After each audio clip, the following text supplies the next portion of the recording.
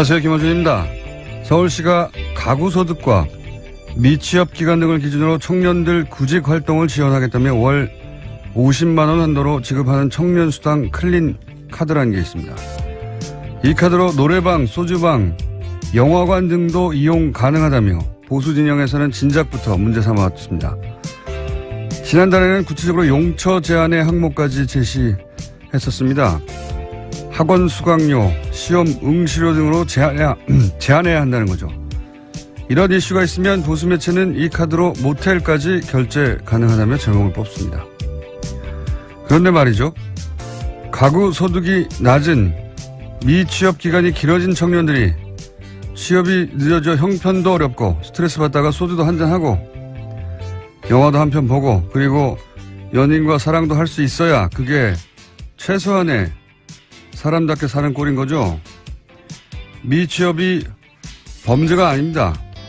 어떻게 사람이 취업 준비만 하고 삽니까? 청년들이 그 카드로 모텔을 가는 게 염치 없는 게 아니고 기성세대가 다음 세대에 제대로 된 일자리를 충분히 만들어지 못한 사회적 책임을 학원 수강료 좀 지원해 주는 걸로 다 했다고 생각한다면 그게 염치 없는 겁니다. 김호준 생각이었습니다.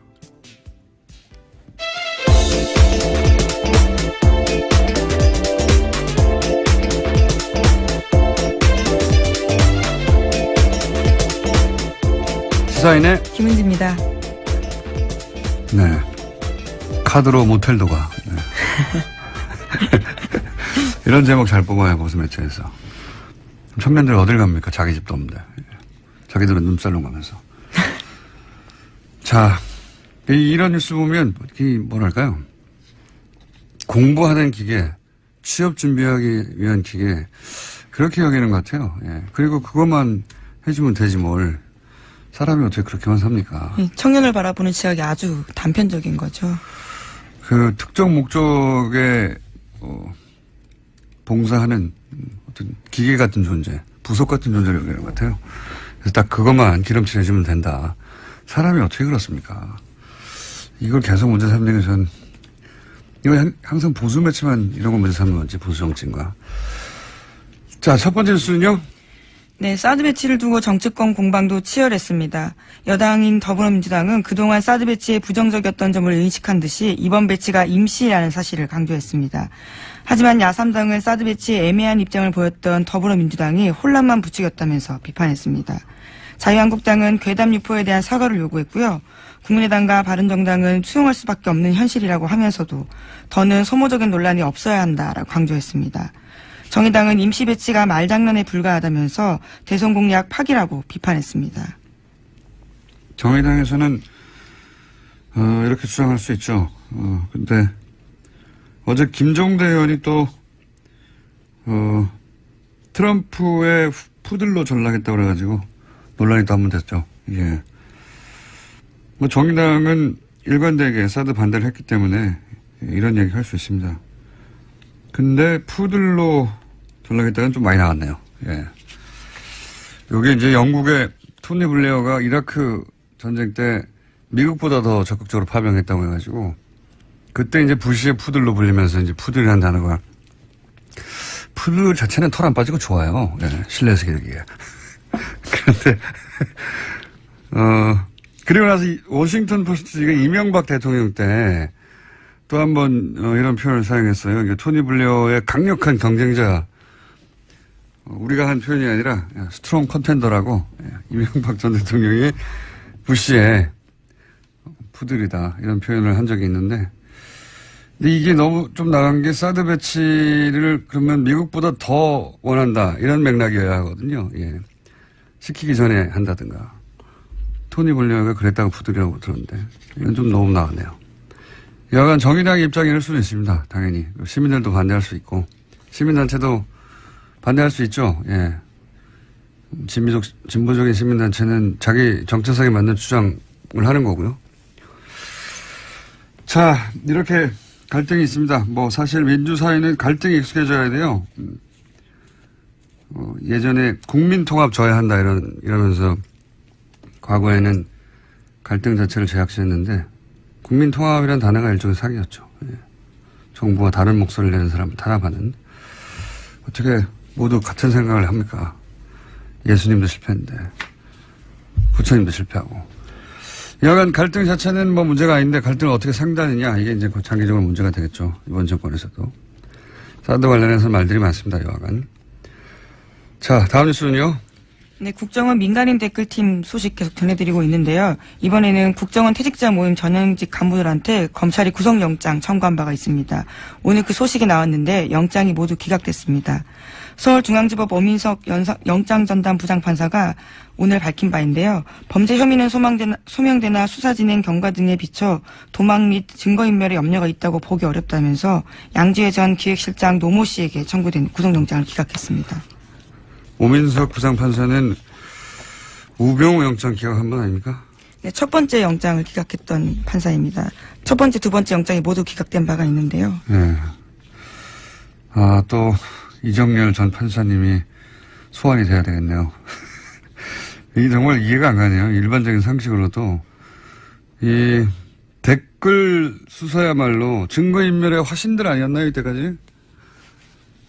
대마왕 케이스 아닙니까? 증거인멸에.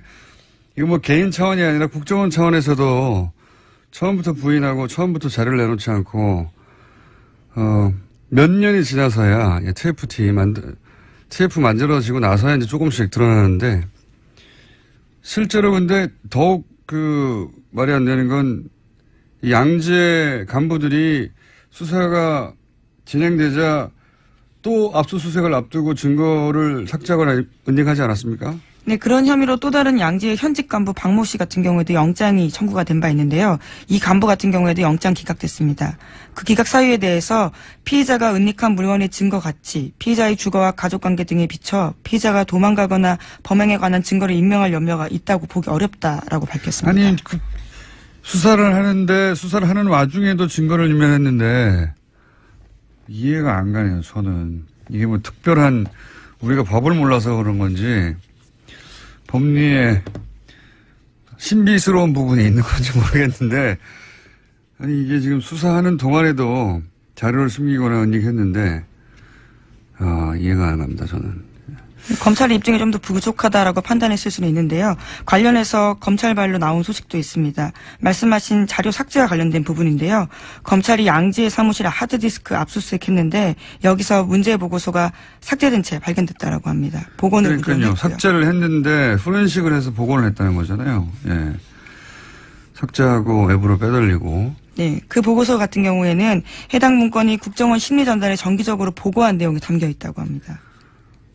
당연히 양지회는 이제 민간인들이거든요. 민간인이 국정원에 보고했다고 하는데 그런 문서를 일부러 삭제한 거 아니에요.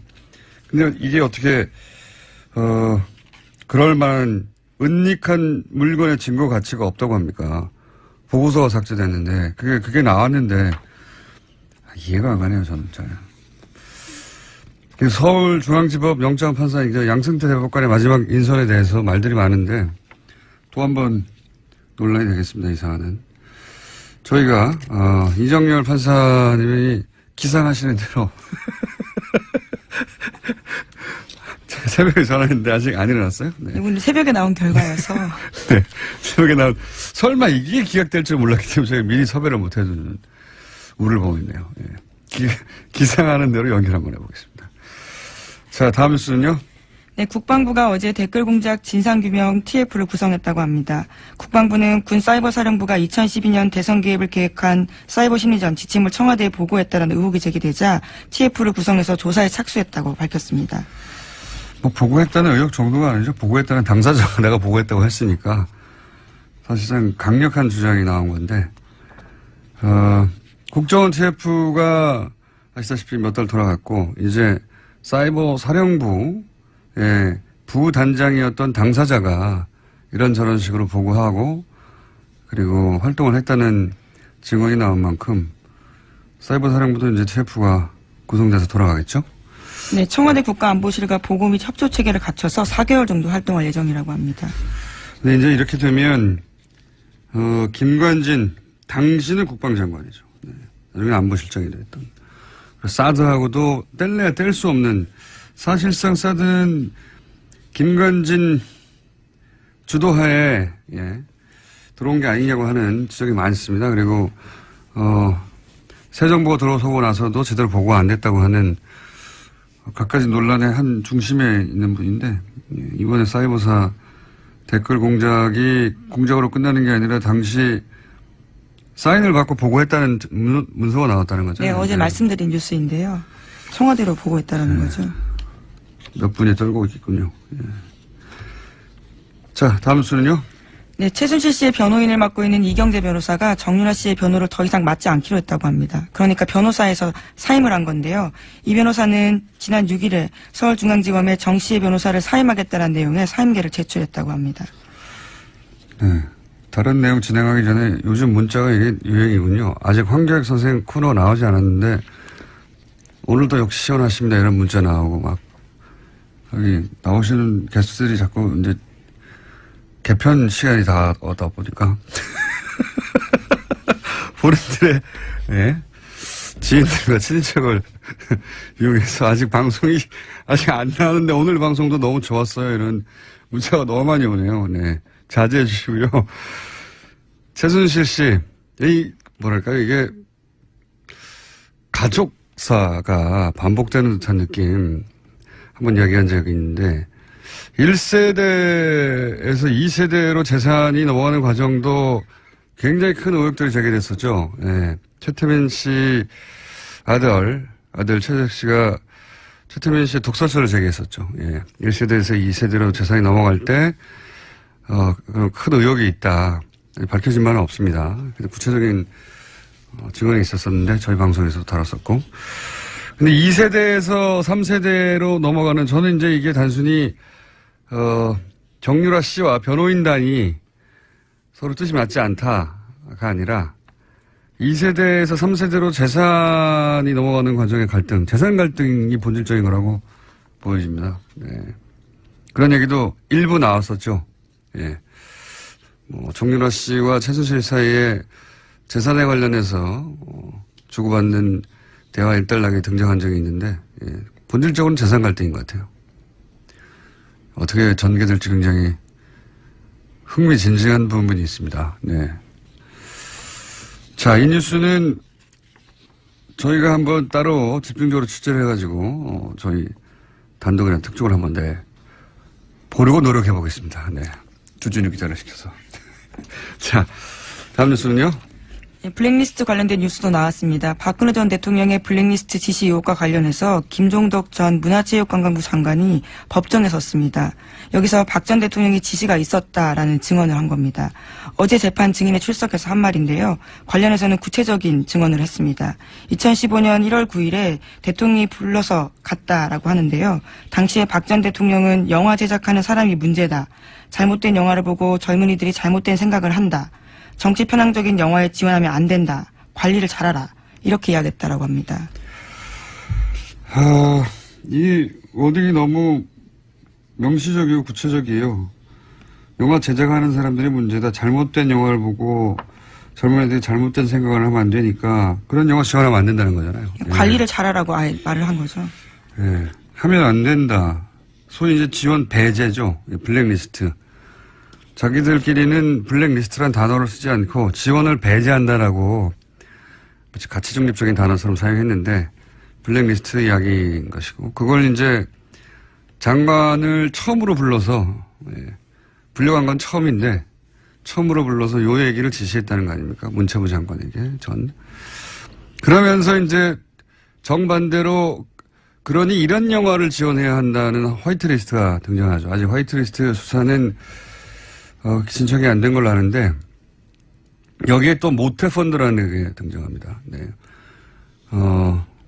공공펀드인데 어마어마합니다. 자금 규모가. 근데 이제 저희가 최순실 게이트 한참일 때 한번 전해드린 적이 있는데 이 화이트리스트 모태펀드를 이용해서 화이트리스트 지원을 받았다고 의혹을 받는 영화가 있죠. 지원을 받았죠. 실제. 근데 그 영화사가 알고 봤더니 그 태극기 집회, 친박 집회 단체들과 가짜 뉴스를 만드는 단체들이 있는 사무실에 같이 있더라. 그 건물을 같이 썼던 거죠. 예, 같은 큰 건물이 아닌데 이게 뭐 어마어마하게 큰 건물이면 빌딩이면 같은 건물에 있어도 그럴 수 있다고 싶은데 이건 조그만 건물인데 위아래로 같이 있었어요. 예, 저도 그 건물 가봤었는데 한 3, 4층 되는 강남에 있는 건물이었습니다. 네, 거기에 이제 조그만 빌딩이 같이 모여 있던. 그러니까 이제 화이트리스트하고 친박 집회 주도 단체와 가짜 뉴스를 만드는 것과 한통속이 아닌가 이런 의혹을 가질 수밖에 없죠. 예. 자체적으로는 건전 콘텐츠라고 부르고 있습니다. 네, 건전 본인들에게는 건전했겠죠. 그래서 이제 이게 다 연결되어 있는 것이다. 그리고 이 뒤에 청와대가 있는 게 아니냐. 왜냐하면 청와대가 사실은 블랙리스트를 만들고 또 정반대로 화이트리스트를 만들어서 모태펀드를 이용해서 지원했으니까요. 그 지원을 받은 영화사가 친박 집회를 주도한 단체와 가짜뉴스를 만드는 단체, 집단 회사와 같이 있었으니까요. 근데 이게 저는 한 건물이 아니었을 거라고 봐요. 예. 그런 단체는 많았고 만약에 화이트리스트가 좀 너무 많은 사안들이 수사되니까 동시에 화이트리스트까지 갈지는 모르겠는데 가면 아마 그런 건물이 다 쓰였다 하는 뉴스가 나오지 않겠는가. 자, 어쨌든 전 문체부 장관이 대통령이 블랙리스트 지시했다라고 증언을 한 뉴스였습니다. 예, 심지어 수첩에 그 내용을 적어놨다라면서 물증도 보여줬습니다. 알겠습니다. 이정열 판사님이 어제 술을 과하게 드시고 몰입할 수 있기 때문에 그러면 현재 기준은 행방불명이거든요. 저희가 아무리 전화를 해도 시간이 안 되면 다른 분이라도 예. 예를 들면 박범계 의원처럼 예. 최고위원이지만 수면에서 깨어났을 깨어났을까지 확실시 되는 분에게 저희가 연결한다든가 노력해보겠습니다. 다음 순요. 네, 검찰이 한국항공우주산업 그러니까 카이를 압수수색하던 날 친박계 이정현 의원이 그 자리에 있었다라는 사실을 경향신문이 보도했습니다. 어제 이 의원의 조카가 조작된 점수로 카이에 입사했다라는 사실을 말씀드린 바가 있는데요. 하필이면 그날 이 의원이 거기 있었던 거죠. 하필이요. 예. 이게 이제 우연이면 이정현 의원은 제가 보기에는 로또를 자주 사시는 게 좋겠어요. 예. 하필이면 방산비리로 업체를 압수수색하는 날에 예. 그런 날은 뭐 10년에 한 번 있을까 말까 하는 거거든요. 이 업체가. 게다가 그 본사가 서울에 있는 게 아니라요. 경남 사천에 있습니다. 그런데 이제. 그리고 자신을 의존할 사장이 없는 날이지 않습니까? 보통은 사장이 있는 날인데. 그리고 이제 수많은 업체 중에 하필이면 본인이 조카를 취업을 청탁해서 부정 입사시킨 딱 그 업체를 하필 그날. 이런 우연을 만들어내는 기술이면 저는 로또가 가능하다고 봅니다. 부럽습니다. 예, 물론 본인의 해명은 있는데요. 현장 방문을 돌아가면서 하고 있었기 때문에 그때 그 자리에 있었다라는 겁니다. 이유야 뭘 못했겠습니까? 예. 어쨌든 이건 이제 우연이라고 주장하시는 거죠. 예. 굉장히 부럽습니다. 로또를 사시는 게 좋겠고요. 근데 이제 본인 조카를 부정 입사시킨 요 사건 자체는 이미 수사가 들어가서 네. 아마 결과가 나올 것 같습니다. 하여튼 그 업체에 갔다. 근데 그 업체가 또 하필 압수수색 당하는 날 예, 아침에 가셔가지고 어떻게 그 소식을 알았는지. 자, 일단 여기까지 하겠습니다. 감사합니다. 시사인의 김은지였습니다. 감사합니다. 자, 어제 저희가 잠깐 전해드렸는데 트럼프 정부가 다카 프로그램 불법 체류 청년 추방 유예 프로그램 오바마 정부가 시행한 프로그램이죠. 이 결정으로 미국 전역에서 반발이 일고 있는데 한인사회 분위기는 어떤지 저희가 잠깐 짚어보겠습니다. 미국 시민참여센터 김동석 상임이사 연결됐습니다. 안녕하세요, 이사님. 네, 안녕하세요. 뉴욕입니다. 미국이시군요. 알고 전화드렸습니다. 미국인 줄. 자, 네. 예, 지난 주말 한국에 계시더니 벌써 미국 가셨네요. 이 다카 페이지 이 급한 일 때문에 들어왔습니다. 우리 일이 이런 거기 때문에요. 아, 그렇군요. 우선 다카가 어떤 프로그램인지 간단하게 설명해 주십시오. 다카는 이민자 관련된 건데요. 2012년 말씀하신 것처럼 그 오바마 대통령이 대통령 명령으로 이를테면은 어린 나이에 네. 16살 미만입니다. 스스로 어떤 것도 결정할 수 없는 아주 어린 나이에 본인 의지와 관계없이 이제 부모 손에 이끌려서 네. 미국에 온 불법 체류자가 된 이런 사람들이 이 사회인이 되면서 무엇도 아무것도 할 수가 없었습니다. 추방 대상이 되기 때문에요. 그래서 그런 사람들은 누가 봐도 미국 시민이니까 오랫동안 미국에서 생활했기 때문에 그래서 추방을 막아줌으로 해가지고서 성인이 되면서 이런 사람들이 이제 그 운전면허증도 받을 수 있고 또 학교도 대학을 갈 수 있게 하고 또 취업도 할 수 있고 이렇게 하도록 오바마 대통령이 2012년 6월 달에 이제 대통령 행정 명령으로 추방 유예를 시킨 이제 대통령 명령입니다. 이게 다카입니다. 네. 뭐 인도주의적 조처라고 사실 그때 당시 뭐랄까요 찬성하는 특히 이민자 2세대들은 찬성하는 환영을 받았었는데 이 대상자가 굉장히 많았죠. 지금도 계속 늘어나고 있죠. 그렇습니다. 사실은 이게 왜 나오게 됐나 하면은, 뭐 다 들으셨겠지만 드리머라는 얘기가 이제 통용되고 있습니다.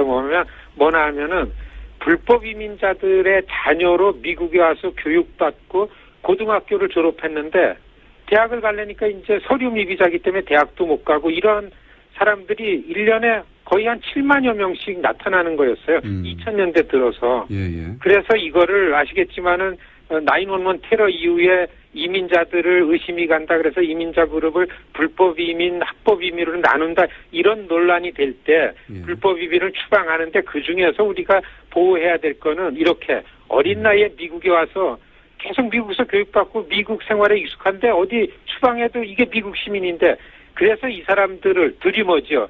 이런 사람들을 영주권을 주자. 드림 액트입니다. 계속 이 드림 액트를 의회에서 제기해서 친이민적인 당인 민주당이 계속 이걸 통과시키려고 했는데 심지어는 오바마 정부가 들어와가지고 2008년부터 2012년까지도 통과가 안 됐어요. 네. 공화당의 벽 때문에. 그래서 오바마 임기 두 번째 첫 해인 2012년에 안 되겠다. 오바마 대통령이 이거는 비인간적이다. 적어도 어렸을 때 온 미국 시민일 수밖에 없고 나가면은 미국 시민인데 해가지고 이거를 영주권은 주지 못하지만 법이 통과가 안 돼가지고 그래서 다카라는 걸 만들어서 추방되는 건 막자.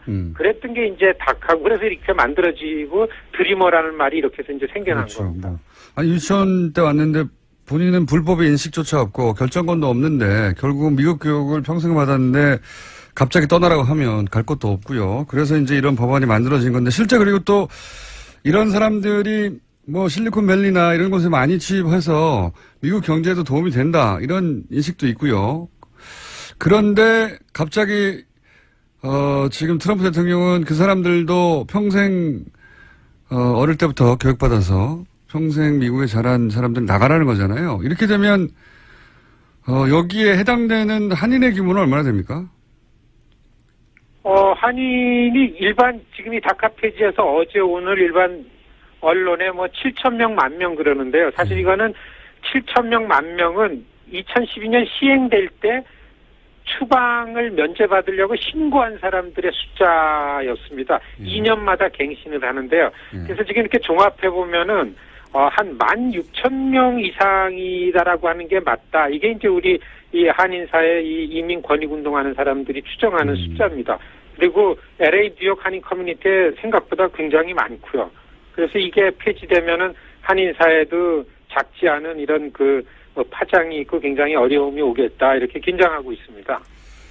그렇군요. 예.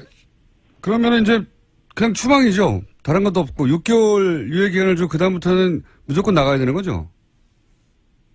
그렇죠. 6개월 이제 지난 화요일 날 대통령이 뻘쭘하니 법무부 장관을 시켜서 폐지 선언을 시켰습니다. 그날 아침에 트럼프 대통령이 트위터를 알렸잖아요. 의회가 6개월 동안 다카에 대해서 일할 준비를 해라.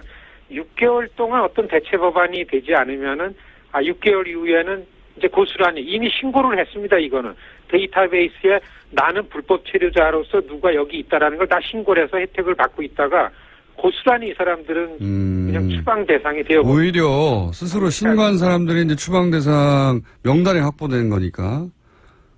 아하. 그 명단대로 그렇습니다. 그래서 많은 사람들이 미국에 현실적으로 있는 시민들이 미국 정부를 신뢰하지 못하게 하는 아주 비인간적인 처사다. 이런 비판이 훨씬 더 많습니다. 그렇죠. 미국 정부에서 신고하면 신관을 유예시켜주겠다고 한 게 바로 직전 정부인데 이번에는 그 신관 명단을 이용해서 바로 추방하겠다는 거잖아요. 예. 훨씬 불안해지는 거죠. 그렇군요. 예. 한 가지만 더 여쭤보겠습니다. 이렇게 되면 이제 그 말씀하신 대로 굉장히 많은 사람의 숫자들이 갑자기 일시에 한인 사회뿐만 아니라 추방되게 됐는데 젊은 세대가 특히 한인 사회에서는 앞으로 어떻게 대응할 계획이십니까? 한인 사회에는 한 15,6천 이상, 이 전체적으로 한 85만 내지 90만 명이 다카 수혜자였었습니다. 사실 이거를 어떻게 추방시키는 데는 간단치 않을 거고 어떻게 해서든지 6개월 이내에 어떤 대체 법안이 나오는데 이제 초점을 맞춰야 되는데 사실 저희가 이 일을 본업으로 하고 있는데요. 이민자 단체들하고서 목표는 드림 액트를 통과시키는 겁니다. 그래 이 미국 사회에 일반적으로 분위기는 조성이 됐는데 문제는 이제 미국이 트럼프 정부가 들어오면서 아주 두 가지로 나눠졌습니다. 도시와 농촌과 그리고 민주당과 공화당과 백인과 비백인, 반이민과 친이민 이렇게 나눠졌기 때문에 모든 지금 활동은 어떻게 해서든지 이 드림 액트를 겨냥해서 기대는 내년도 중간 선거에 하원이라도 민주당이 다수당이 되면은 다른 드림 액트가 통과되지 않더라도 다카 같은 다른 어떤 구제 옵션 같은 걸 만들어내지 않을까. 오늘서부터 그동안 질이 멸련했던 민주당이 더 이상 이러면 안 되겠다. 지도부가 좀 어떤 구심점을 찾는 노력이 아주 눈에 보이는데요. 지금 사실 보면은 이민자 권익단체들이 이 시민 사회에 가가지고서 이 분위기를 이 반대되는 분위기를 역류해내는 이런 액션을 취해야 된다. 그래서 의회에 활동하는 부분들이 굉장히 많을 것 같고요. 자기 지역 의원들을 좀 압박하고 이런 활동에 집중하지 않으면 안 된다. 이제 이렇게 생각하고 있습니다. 알겠습니다. 저희 관심 가지고 계속 따라가 보겠습니다. 오늘 말씀 여기까지 듣겠습니다. 감사합니다. 안녕히 계십시오. 네. 지금까지 미국 시민참여센터의 김동석 상임이사였습니다. 바른정당 이혜원 대표가 사퇴했습니다. 바른정당 독자 생존이냐 보수 통합이냐. 바른정당 소속 남경필 경기도지사 연결해서 이 문제 이야기 나눠보겠습니다. 안녕하세요, 지사님. 네, 안녕하세요. 네. 저희가 첫 연결할 때부터 스튜디오에 한번 나오신다고 했는데 거의 1년이 다 돼가는데 약속을 안 지키고 계십니다. 가야죠. 꼭 한번 와주시고 이제 지방선거도 얼마 안 남았기 때문에 네. 점점 나오시고 싶죠? 근데 아침에 좀 일이 많네요. 자, 이현 대표가 겨우 70일, 2달여 만에 이제 사퇴를 했습니다. 네. 이와 관련해서는 이제 많은 뉴스가 쏟아지는데 제가 이제 이 관점에서 한번 여쭤볼게요. 네. 그 사업가 모 씨가 또 바른정당의 다른 의원 이름도 거론했어요. 그분은 아직 본격적으로 지명에 등장하지는 않고 있는데, 근데 그분도 또 소위 이제 보수 통합이 아니라 바른정당이 독자적으로 생존해야 한다는 자강론자란 말이죠. 네. 이혜원 대표도 대표적 자강론자였고, 근데 이제 그분 이름이 나왔나요? 또 이름이 언론에 보도되지는 않았습니다. 네. 그런데 지사님이 이제 거의 처음으로 탈당할 때 그때를 되돌려보면 탈당할 때 굉장히 압박을 많이 받았고 협박도 받았었다 이런 얘기도 하셨고 그때 탄핵 직전에 이제 그 정당 내 여러분들에게 압박도 있었다 협박 전화도 있었고 뭐 그런 얘기가 줄줄이 있었지 않습니까? 그러다 보니까 혹여 그러니까 이혜원 대표가 잘못한 부분은 잘못한 부분이고요. 그건 이제 법정에서 이제 시비가 갈라질 것 같은데 혹여 이 사태가 좀 미심쩍다 이런 생각은 안 해보셨습니까? 뭐 그런 얘기들은 많이 하더라고요. 이게 혹시 그죠? 흔히 얘기하는 작업의 결과가 아니냐 이런 얘기도 하는데 그건 뭐 알 수가 없으니까요. 근데 좀 찝찝하긴 하시죠? 네, 뭐 뒷맛이 개운치는 않습니다. 그렇죠. 네. 왜냐하면 이제 대표적인 걸림돌들이 뭐 결과론인지 누가 설계를 했는지 모르겠지만 여하간 그 효과는 자강론자들이 이제 정치 전면에서 이렇게 밀려나고 있다 이렇게 보여지니까 찜찜한 구석이 본인도 소위 자강론자 아니십니까? 그렇습니다. 예. 네. 그래서. 근데 뭐 자강론과 통합까지는 아닌데 뭐 앞으로 정책연대 이런 것들은 전 다 열려 있기 때문에 꼭 자강론 뭐 통합론 이렇게 나눌 필요는 없는데 기본적으로 저는 바른정당의 창당 초심을 늘 돌아봐야 한다 그런 생각을 갖고 있습니다. 그런데 이제 지금 큰 흐름은 예를 들어서 지금 원내대표, 바른정당의 원내대표도 그렇고 자강론이라고 불리는 파가 점점 이렇게 찌그러지고 있기 때문에 통합론으로 가는 거 아니겠는가. 홍준표 대표도 그런 구상인지 갑자기 타이밍 절묘하게도 박근혜 전 대통령 출당한다고 하고 그러면서 이제 그동안의 걸림돌이었던 이런 걸 제거하려고 하는 움직임을 보면 홍준표 대표는 본인 업적으로 아마 통합을 해내는 걸 업적으로 삼으시려고 하는 것 같아요. 그렇게 보이는 것 같은데요.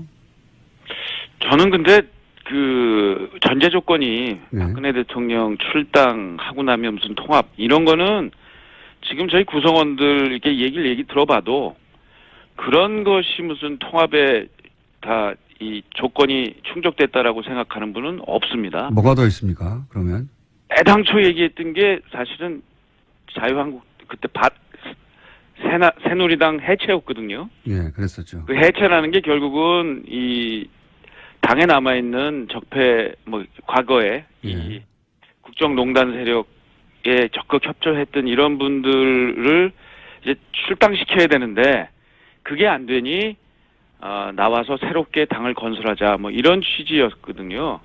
그런 것들이 충족 안 되면 지금 통합한다는 거는 바른정당에서 그런 생각을 갖고 있는 분은 전 못 봤습니다. 근데 박근혜 대통령 출당 이후에 팔적이라고 하지만 10명 안 되지 않습니까? 그분들도 만약에 출당시키고 이런 조치가 있으면 그러면 통합도 가능하다는 얘기. 근데 그게요, 출당이요. 네. 어렵습니다. 그러니까 거의 불가능해요. 모든 구성원들의 동의가 없이는 네. 그게 불가능한 게 그게 안 되니까 이제 바른정당 창당한 건데요. 국회의원을 출당시키려면 3분의 2의 동의가 필요한데 그게 현실적으로 어렵습니다. 과거에 민주당 쪽도 이제 대선 패배나 이런 거 이후에 이렇게 당이 나눠지기도 하고 나가기도 하고 그랬는데 대부분 그 당을 해체하지 못하고 탈당하는 방식으로 했던 이유가 그렇게 쉽지가 않습니다. 현실적으로. 그게 그래서 쉽지가 청산이 되지 않을 거기 때문에 그 기본 전제도 통과가 어려워서 네. 그런 건 전망하기 어렵다 이렇게 보시는 거군요. 예. 그렇습니다. 일단 그런데 이제 그렇게 통합하려고 하는 움직임이 활발한 건 사실이죠. 그런 거를 원하시는 분들도 있고 그게 정답이 아니다라고 얘기하는 분들도 있고 지금 당 안에는 여러 목소리가 혼재되어 있는데요. 그거 어느 쪽으로 특히 이제 탈당 다시 또 통합하자라는 목소리가 대세이거나 이렇지는 않습니다. 제가 알기로는요. 그렇군요. 유승민 의원이 그러면 비대위원장으로 등판합니까? 그럴 가능성이 높습니까? 지금 논의들을 하시는 것 같은데요. 네. 김무성 전 대표님은 확실히 본인이 들판할 생각은 없으신 것 같고 네. 유승민 전 후보님은 생각은 좀 있으신 것 같아요. 근데 그렇죠. 아직 정확하게 왜냐하면 얘기하고 있지는 김무성 전 대표는 손사래를 치지만 유승민 대표는 손사래는 아니고 내가 결정할 게 아니라 의총의 결정에 달렸다. 이 얘기는 의총이 그렇게 결정해주면 본인도 등판하겠다는 얘기잖아요. 제가 볼 때는 가능성이 있다고 봅니다. 예. 이게 바람직할까요? 지금 굉장히 이례적으로 네. 대선 3개월 만에 대선 후보들이 다 당대표로 재등장하는데 네. 이게 바람직한 현상입니까? 근데 그건 바람직하고 아닌 거는 둘째 치고라도 바른정당 입장에서는요. 예. 지금 찬밥도 엄박 가릴 게 없습니다. 지금 정말 바른정당은 절대정명의 위기고 그래서 우리 당이 지금 어떻게 살아나가면서 우리의 창당 초심을 지켜나가면서 당이 우뚝 설까 여기에 초점을 맞춰야죠. 예를 들어서 지사님과 함께 탈당 첫 번째 물결이었던 김용태 의원이나 이렇게 젊은 중진들이 비대위원장으로 확 나서주면 분위기도 쇄신될 것 같은데 그런 움직임은 그런 없나요? 논의도 지금 되고 있어요. 보니까. 예. 그래서 아마 이번 주말에들 좀 모이지 않을까 싶거든요. 예. 그래서 그런 논의들이 좀 조율이 되겠죠. 하여튼 기존 방식대로는 안 되고요. 예. 뭐 유승민 전 후보가 됐든 뭐 김용태, 김세연, 뭐 하태경 뭐 이런 분들 얘기가 나오던데 그런 분들이 됐던 아예 당이 이거 확 바뀌었다. 그리고 진짜 제대로 된 보수 만들기 위해서 바른정당이 몸부림치는구나 이런 국민적인 공감을 얻지 않으면 큰일 납니다. 자, 요 얘기도 한번 여쭤볼게요. 자유한국당 얘기도.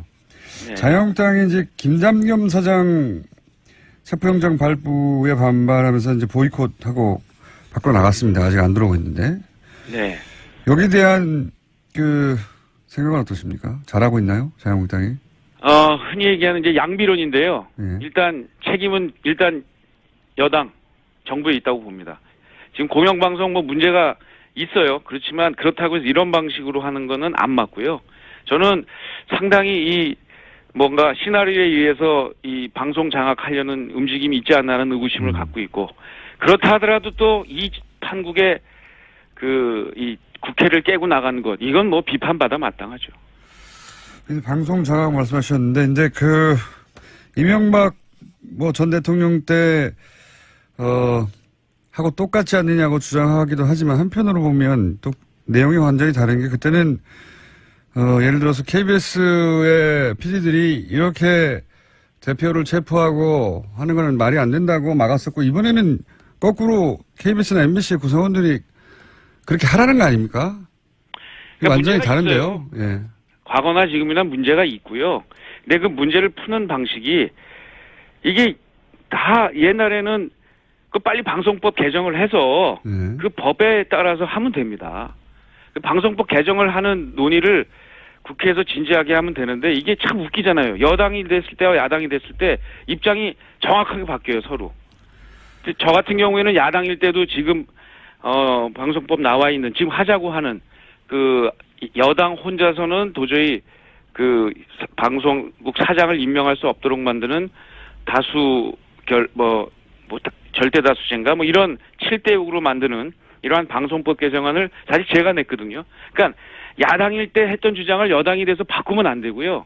그것을 이번 문재인 정부는 과거와 다르다는 걸 보여달라는 게 딴 게 아닙니다. 바로 그런 모습을 보여달라는 거죠. 과거엔 그렇게 안 했어요. 그것도 잘못이죠. 과거 여당들이 그렇게 안 한 건 정말 잘못이고 지금 여당도 근데 또 그걸 되풀이하려고 해요. 네, 알겠습니다. 여야의 입장만 보면 말씀처럼 똑같은 짓을 반복하는 것 같은데 저는 이제 그 각 방송국의 구성원들의 입장을 보면 정반대거든요. 예. 그러니까 방송원들의 구성원들의 그런 행동은 행동이지만 네. 집권 여당과 정부가 해야 될 일은 빨리 방송법을 통과시켜서 거기 예를 들면 방송 사장의 임기 문제까지가 다 들어있어요. 이 법을 언제부터 할 거냐. 네. 그런 거를 여야가 협의를 해서 협상을 통해서 제도적으로 해야지.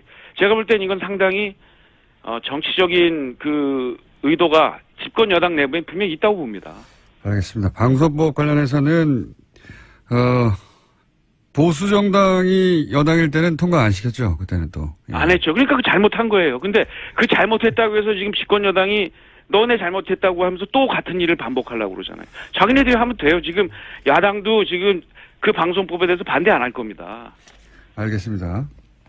그 문제는 방송법을 따로 한번 얘기하면서 얘기해보고요. 그건요, 명백해요. 여당이 자기 욕심 버리세요. 그러면 야당 따라갑니다. 그러면은 이 방송 임기 문제까지를 포함해서 빨리 협상해가지고요. 방송법 처리하면 됩니다. 그럼 문제가 제도적으로 해결되는데 이걸 다른 방식으로 하려고 하면 안 돼요. 물론 방송국 내부의 이런 이 갈등도 이런 걸 통해서 빨리 해결을 해야죠.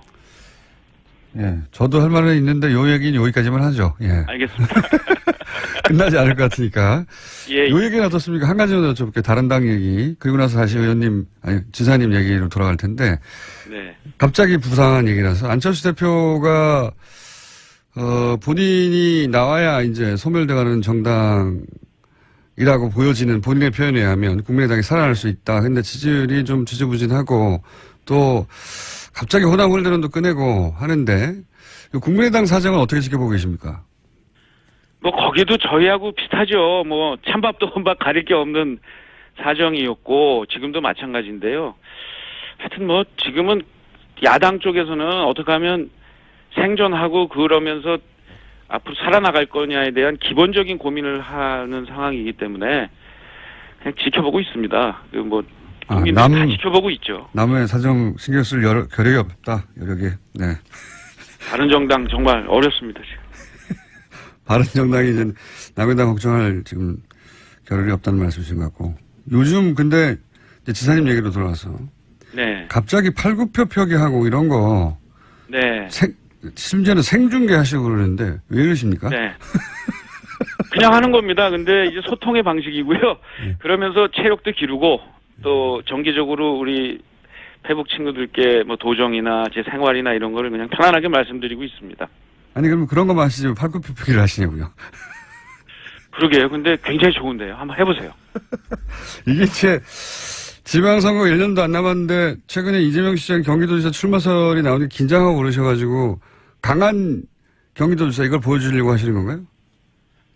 뭐 그건 해석하시는 분들이 저는 다 각자가 저 사람 왜 저러지? 그 판단하시는 건 각자의 몫이라고 생각합니다. 아니 이게 무슨 엄청나게 복잡한 예술적 행위라고 해석을 합니까? 그냥 말씀해 주세요. 아니 그런 건 아니고요. 예. 그거하고 상관없이 뭔가 좀 해야겠다 싶었는데 팔굽혀펴기를 해보면 어떠냐? 라고 누가 제안을 했고요.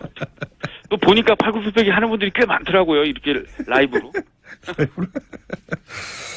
그리고 어제 나온 기사인가요? 며칠 전에 나온 기사인가? 정확하게 기억은 안 나는데 경기도에서 청년 정책 추진하는데 민주당 도의회가 맡고 있다. 부당하다. 이런 주장을 또 강하게 했었어요. 내용이 그러니까 뭡니까? 뭐 이게 청년 정책 뭐 내용을 어렵게 뭐 복잡하니까요. 간략하게. 청년들에게 희망을 주는 뭐 1억짜리 통장 만들기 이런 프로그램인데 네. 이런 거죠. 그러니까 문재인 정부는 지금 아동수당까지를 포함해서 이 소득 주도 성장론을 이야기하고 있는데 네. 그거보다는 훨씬 어떻게 보면 그 타겟형으로 가는 이 복지 예산을 민주당이 전액 삭감한다는 거는 도대체 이해가 안 된다는 생각입니다. 그래서 이거는 조금 도의회가 오늘 예결위 하는데요. 최선을 다해서 오늘 설득하려는데 이거 정치적으로 해석될 여지가 있는 그런 결정들은 안 하셨으면 좋겠습니다. 그러니까 경기도에서 지사님이 이제 청년을 위한 일종의 복지 사업을 하려고 하는데 그런데 민주당 주도의 경기도 의회에서 이 예산을 삭감했다 이런 얘기죠. 그러니까 그간에 안 했던 거면 또 모르는데 일하는 청년 통장 이미 시작한 지가 꽤 됐고요. 청년들에게 주거 그리고 보육 또 이 사교육 절감 이런 것들을 만들어주는 정책들 이미 도의회하고 협력하고 예산 다 통과시켜서 했는데 예. 굳이 이제 소득을 좀 올려주고 청년들에게 자산을 형성시켜주겠다는 이 정책을 왜 반대하는지 너무 인기가 좋아. 이게 지금 굉장한 폭발적인 인기를 반응을 얻고 있거든요. 둘 중에 하나 이런 정책을 아닐까요? 왜 반대하는지 모르겠어요. 둘 중에 하나 아닐까요? 그러니까 그렇게 좋은 거면 진작에 하지 안 하고 있다가 임기 얼마 안 남았는데 하는 게 이게 선거용 선심성 아니냐 이런 태클이거나 아니면 지사님 말씀처럼 그 계획이 너무 좋아서 지사님 인기가 올라갈까 봐. 아니 그러면 안 되죠. 둘 중에 하나 아닐까요? 예. 이걸 선심성이라고 그러면 정말 우리 문재인 정부가 하고 있는 여러 복지 정책 그건 뭐라고 표현해야 될지 모르겠어요. 그러니까 이게 선심성이면 그건 포죽이죠. 그렇게 이 잣대가 달라서는 안 된다고 봅니다. 정치적 견제일 수 있다 이렇게 말씀하시는 것 같고 제가 직접 심의하지 않아서 모르겠는데 우리나라 여야 관계를 보면 정치적 견제일 수도 있을 것 같아요. 예, 억울하실 수 있을 것 같은데 예. 근데 야당도 문재인 정부 출범할 때 첫 추경 때 일부러 몇 달 끌면서 골탕 먹였지 않습니까? 그때 지사님도 정부 편 안 들어주셨잖아요. 예. 저는 정부 편 들었죠. 저는 필요한 일자리 공무원 충원 해야 된다고 얘기했잖아요. 자, 그러면 이게 둘 중에 하나 아닙니까? 선심성이라서 나쁜 정책이라서 아니면은 진짜 좋은데 인기를 끌까 봐. 둘 중에 하나죠. 모르겠어요. 그건 도의원님들한테 더 여쭤봐야 되는데 진심은 잘 말씀 안 해주신 것 같습니다. 오늘 한번 다 민주당 대표님을 포함해서 다 만나 뵙고 도움 요청하겠습니다. 이재명 시장님하고는 자신 있으십니까? 저는 아주 좋은 상대라고 보고요. 아마 출마하실 것 같은데 저도 출마하게 되면 아마 멋진 승부가 될 것 같습니다. 여기까지 하겠습니다. 또 한 번 모시겠습니다. 감사합니다. 네, 감사합니다. 남경필 수사였습니다. 앞서 브리핑 시간에 국정원 외곽팀 구속영장 기각 소식 전해드렸고, 이 기각에 대해서 저희가 해설 전담 판사 이정열 판사를 섭외하라고 했으나 아직 행방불명인 관계로 더불어민주당 적폐청산위원회에서 활동하고 있는 법조인 출신 박주민 의원 전화 연결 대신했습니다. 안녕하십니까, 의원님?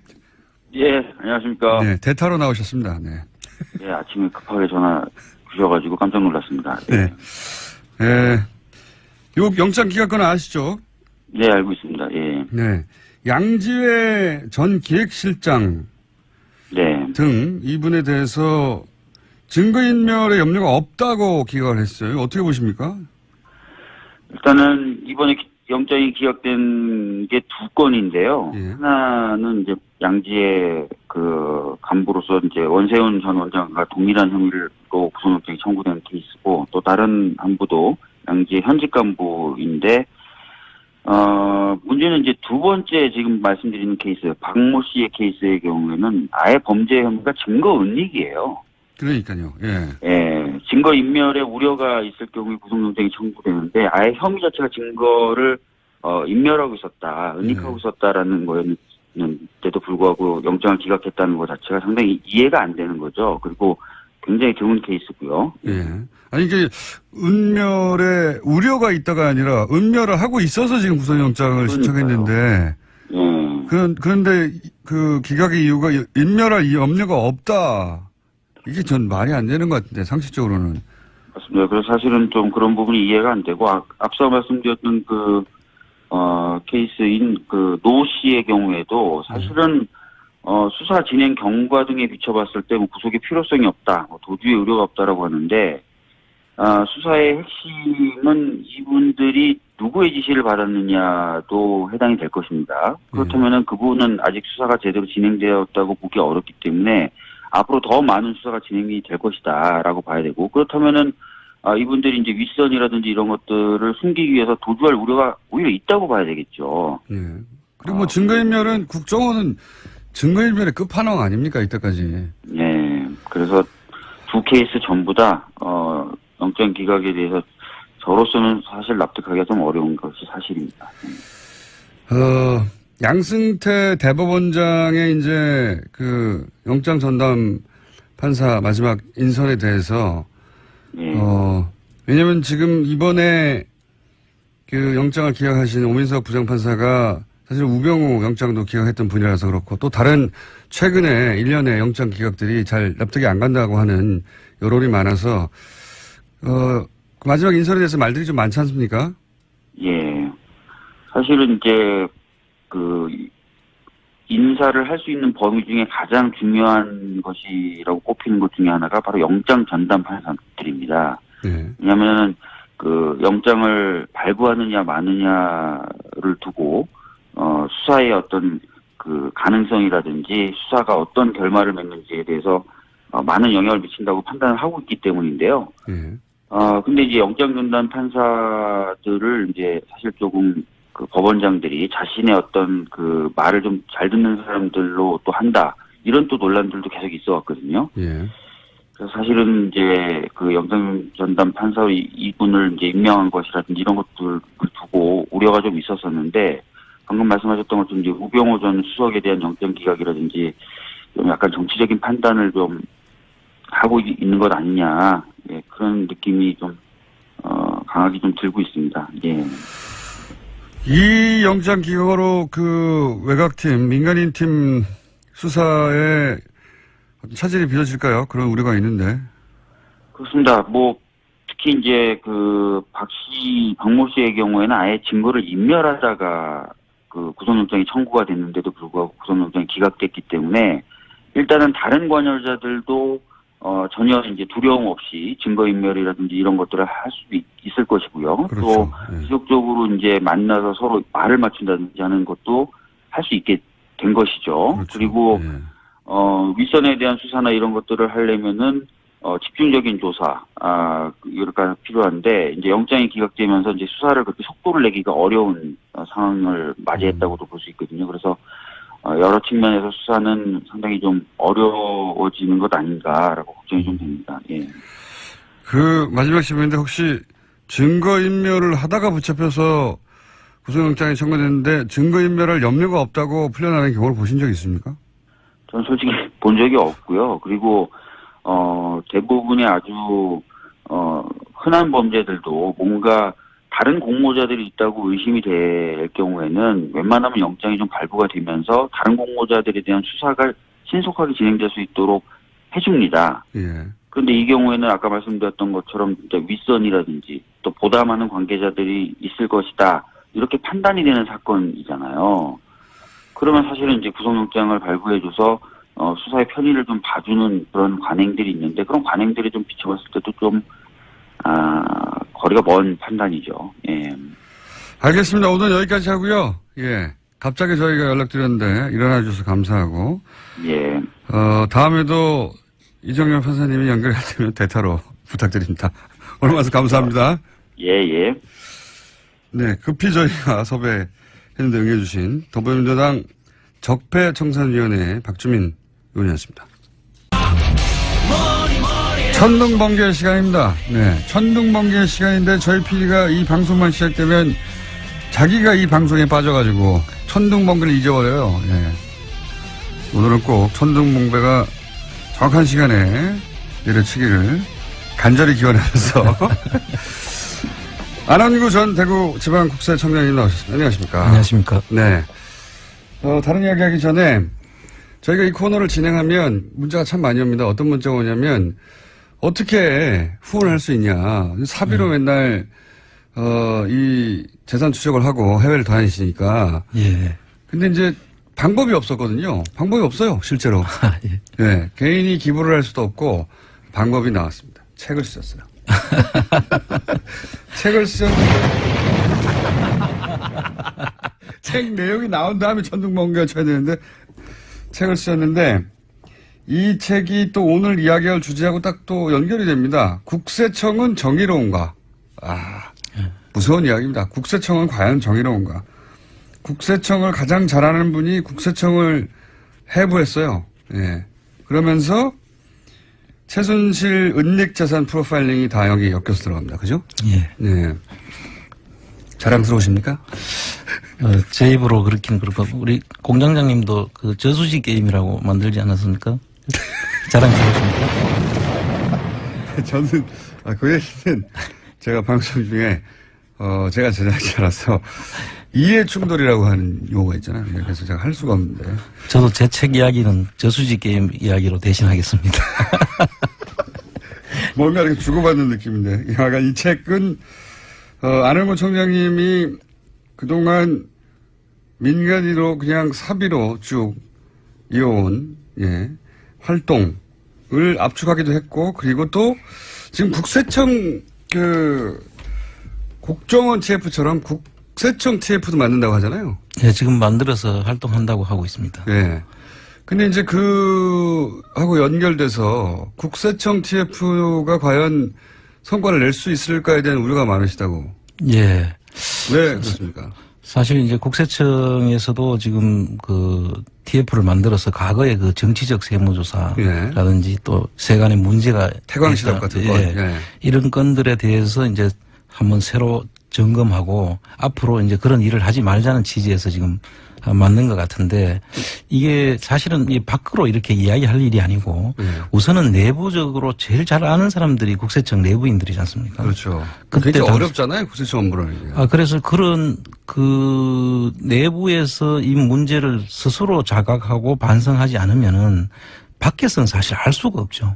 전혀 그 내용을 어떤 게 정치적 세무조사가 일어났는지도 보통 모르지 않습니까? 숫자만 봐가지고 숫자밖에 없잖아요. 그렇죠. 그리고 이게 또 뭐 개별적인 세무조사 사항에서는 우리가 국세청의 그 81조에 의해 가지고 비밀 유지 의무가 있습니다. 그래서 밖으로 밝히지도 않는다는 그 핑계를 대는 거거든요.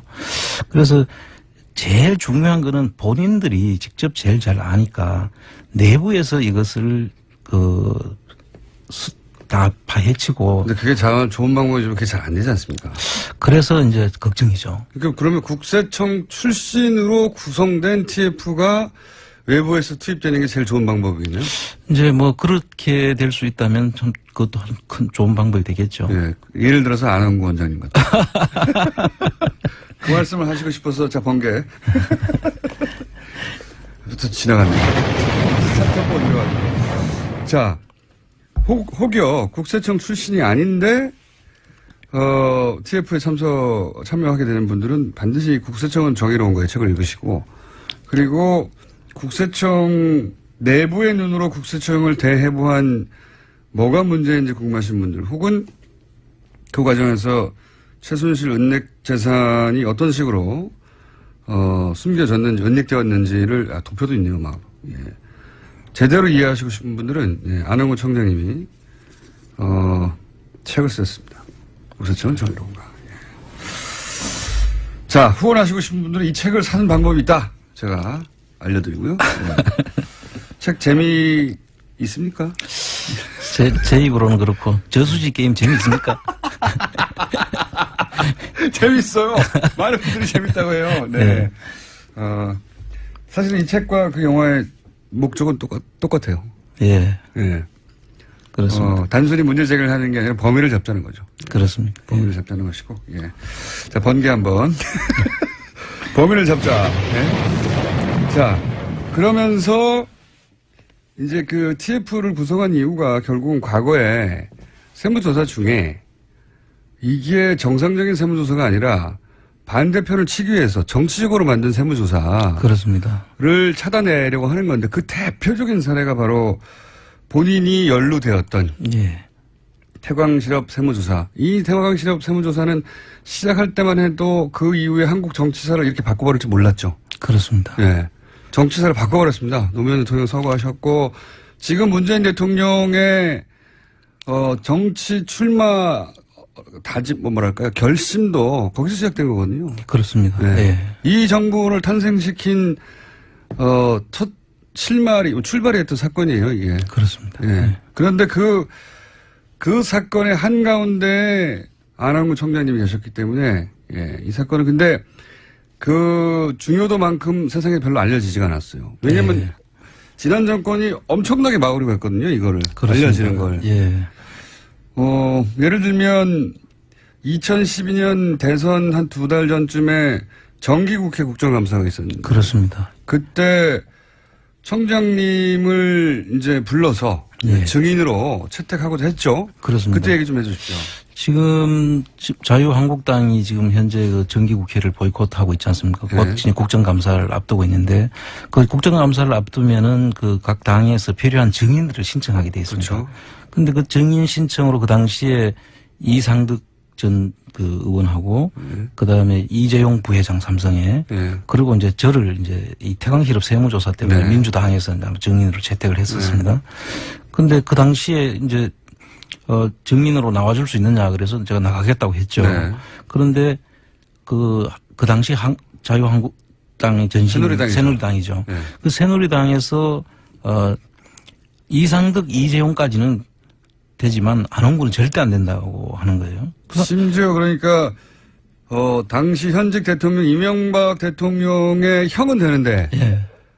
그리고 삼성 이재용 부회장도 되는데 예. 안원구는 안 된다는 거 아닙니까? 그때. 예. 그 당시에 그 언론에 보면 그런 내용들이 지금 있습니다. 그래서 그 왜 안원구가 안 되느냐 지금 이제 그 당시에 생각을 해보니까 그때 다루려고 했던 게 이 태광실업 세무조사였어요. 그렇죠. 예. 그 태광실업 세무조사를 다루려고 하니까 그 당시에 이제 문재인 그 후보가 있으니까 그게 바로 오버랩 되지 않습니까? 네. 그래서 대선에 영향을 미칠 수 있을 것이라고 생각을 했던 것 같고요. 자기들한테 불리하니까 그런 거죠. 엄청나게 불리하게 작용할 네. 수도 있다고 판단한 거죠. 그리고 이제 안원구 청장님이 나가서 그냥 있는 그대로 얘기하는 것만으로도 그렇습니다. 이게 태광 그 세무조사가 정치적 조사였고 노무현 한마디로 노무현 대통령을 때려잡으려고 한 거 아닙니까? 그렇습니다. 예. 다른 목적 아무것도 없어요. 그렇습니다. 태광은 이렇게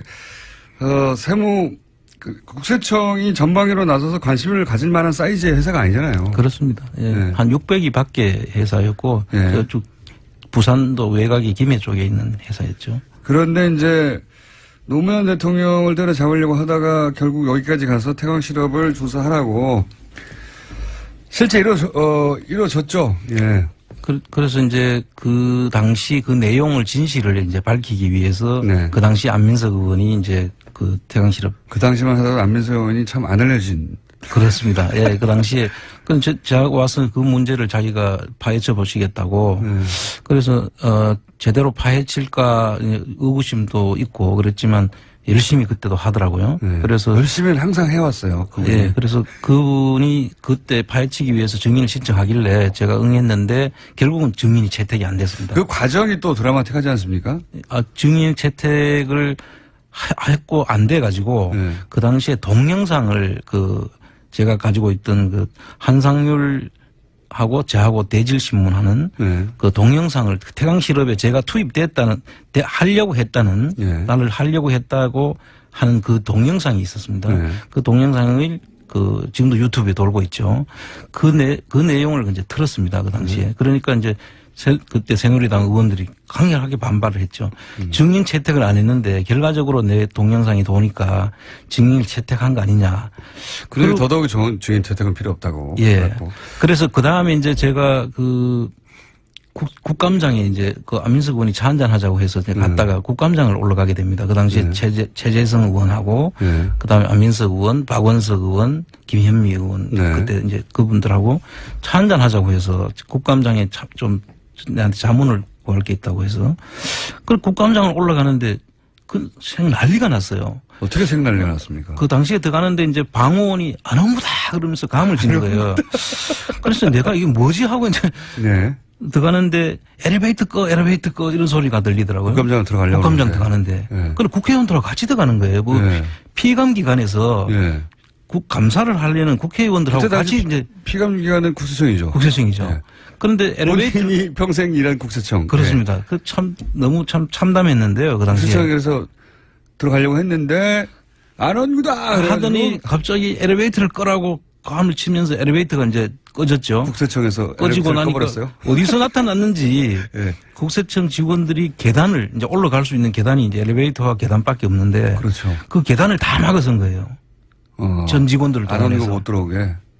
결과적으로 제가 못 들어간 거는 당연하지만 네. 국회의원들도 감사를 못하게 되는 그 상황이 벌어진 거예요. 말도 안 되는 상황이죠. 그건 말도 안 되는 상황이죠. 피감기관이 지금 국회의원들을 안원구 막자고 국회의원들도 막아버린 거 아닙니까? 그렇습니다. 눈에 보이는 게 없는 거죠. 그래서 이성을 잃은 거죠. 근데 피감기관이 국회의원을 막는다는 건 상상할 수 없거든요. 상상할 수 없죠.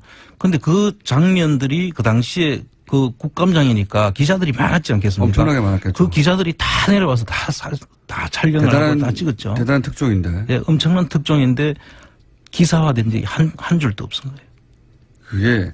이게 저는 더 말하고 싶어요. 그러니까 피감기관이 그 감사로 온 국회의원들을 막았어요. 4명이나. 그렇습니다. 그런데 그거 자체가 있을 수 없어서 그거 자체가 대단한 뉴스거든요. 그렇습니다. 근데 그 이유가 국회의원을 막으려고 하는 게 아니라 안원구청장을 막으려고 하는 거였습니다. 그렇습니다. 예. 그러다가 국회의원을 못 막으니까 국회의원은 통과시킬 줄 알고 국회의원들이 같이 갔는데도 막아버린 거 아닙니까? 그렇습니다. 이것도 골 때리는 일이지만 더욱 말이 안 되는 건 그 적나라한 현장을 기자들이 가득 차 있었기 때문에 다 찍었잖아요. 다 찍었죠. 기사가 한 줄도 안 났다는 겁니다. 그렇습니다. 그런 세상이었어요. 예. 기사가 한 줄도 안 나니까 그런 일이 있었는지 아무도 모르죠, 사람들은. 일반인들은. 예. 엄청난 일이 있었는데. 그래서 당시 야당이었던 지금 민주당이 뭐 항의를 했는데 기사가 안 돼요. 그렇습니다. 기사가 안 돼요. 기사를 막아버렸어요, 다. 기사가 한 줄도 안 나와가지고 그런 일이 있었는지를 몰랐고 그걸 처음으로 지금 말씀하시는 겁니다. 지금 네, 방송에 나와서. 정말 국감장에 올려가려고 하는 국회의원들을 피감기관인 국세청에서 상상할 수 없는 일입니다. 막았다는 것은 그건 있을 수 없는 일이죠. 상상할 수 없는 일입니다. 예. 결국 그래서 이제 그 국감장에 남아있던 야당 의원들과 보좌진들이 위에서 거꾸로 이제 밀고 내려왔죠. 네. 그 스크럼을 짠 국세청 직원들을 해치고 그래서 통로를 뚫고 올라갔습니다. 그래서 가서 이제 야당 의원들을 하고 기자들하고 이제 간담회도 하고 이야기를 네. 했는데 그런 내용도 하나도 기사화되지 그 않았죠. 내용도 빠졌어요. 예. 네. 그렇게 맡고 싶었던 분이에요. 안영근 총장님이. 왜냐면 안영근 총장님은 노무현 대통령이 어떻게 죽게 되었는가, 그 첫 출발이 뭔가, 그 사건의 출발 현장에 계셨던 분이거든요. 그 예. 내용을 너무나 잘 알고 있죠. 제가 네. 처음부터 끝까지. 지난 시간에 잠깐 얘기했지만 네. 결국은 이제 당시 한상률 국세청장이 노무현을 잡으려면 이거 필요하니까 하라고 한 거 아닙니까? 거기서 시작된 거예요. 거기서 시작된 것이고 그런 사실이 언론에 보도되거나 혹은 연결될까봐 안영근 청장님이 국회에 등장하든 어디 등장하든 다 막으려고 했던 것이고. 그렇습니다. 예. 이렇게 위험한 인물입니다. 야, 그 언론이 그걸 보도하지 않았다면 이게 참 이게 말이 안 되는 거거든요. 참 그 당시에 언론들이 한 수십 군데로 제가 알고 있거든요.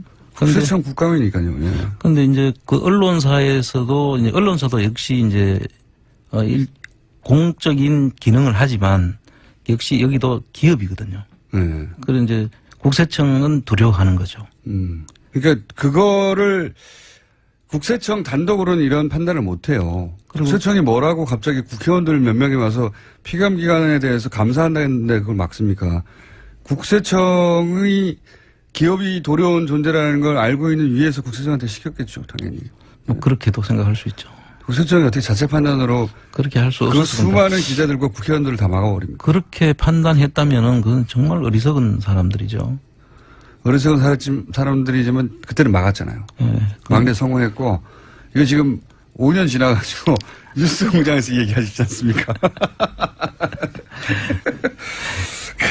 그렇게 막아냈어요. 예, 실제로.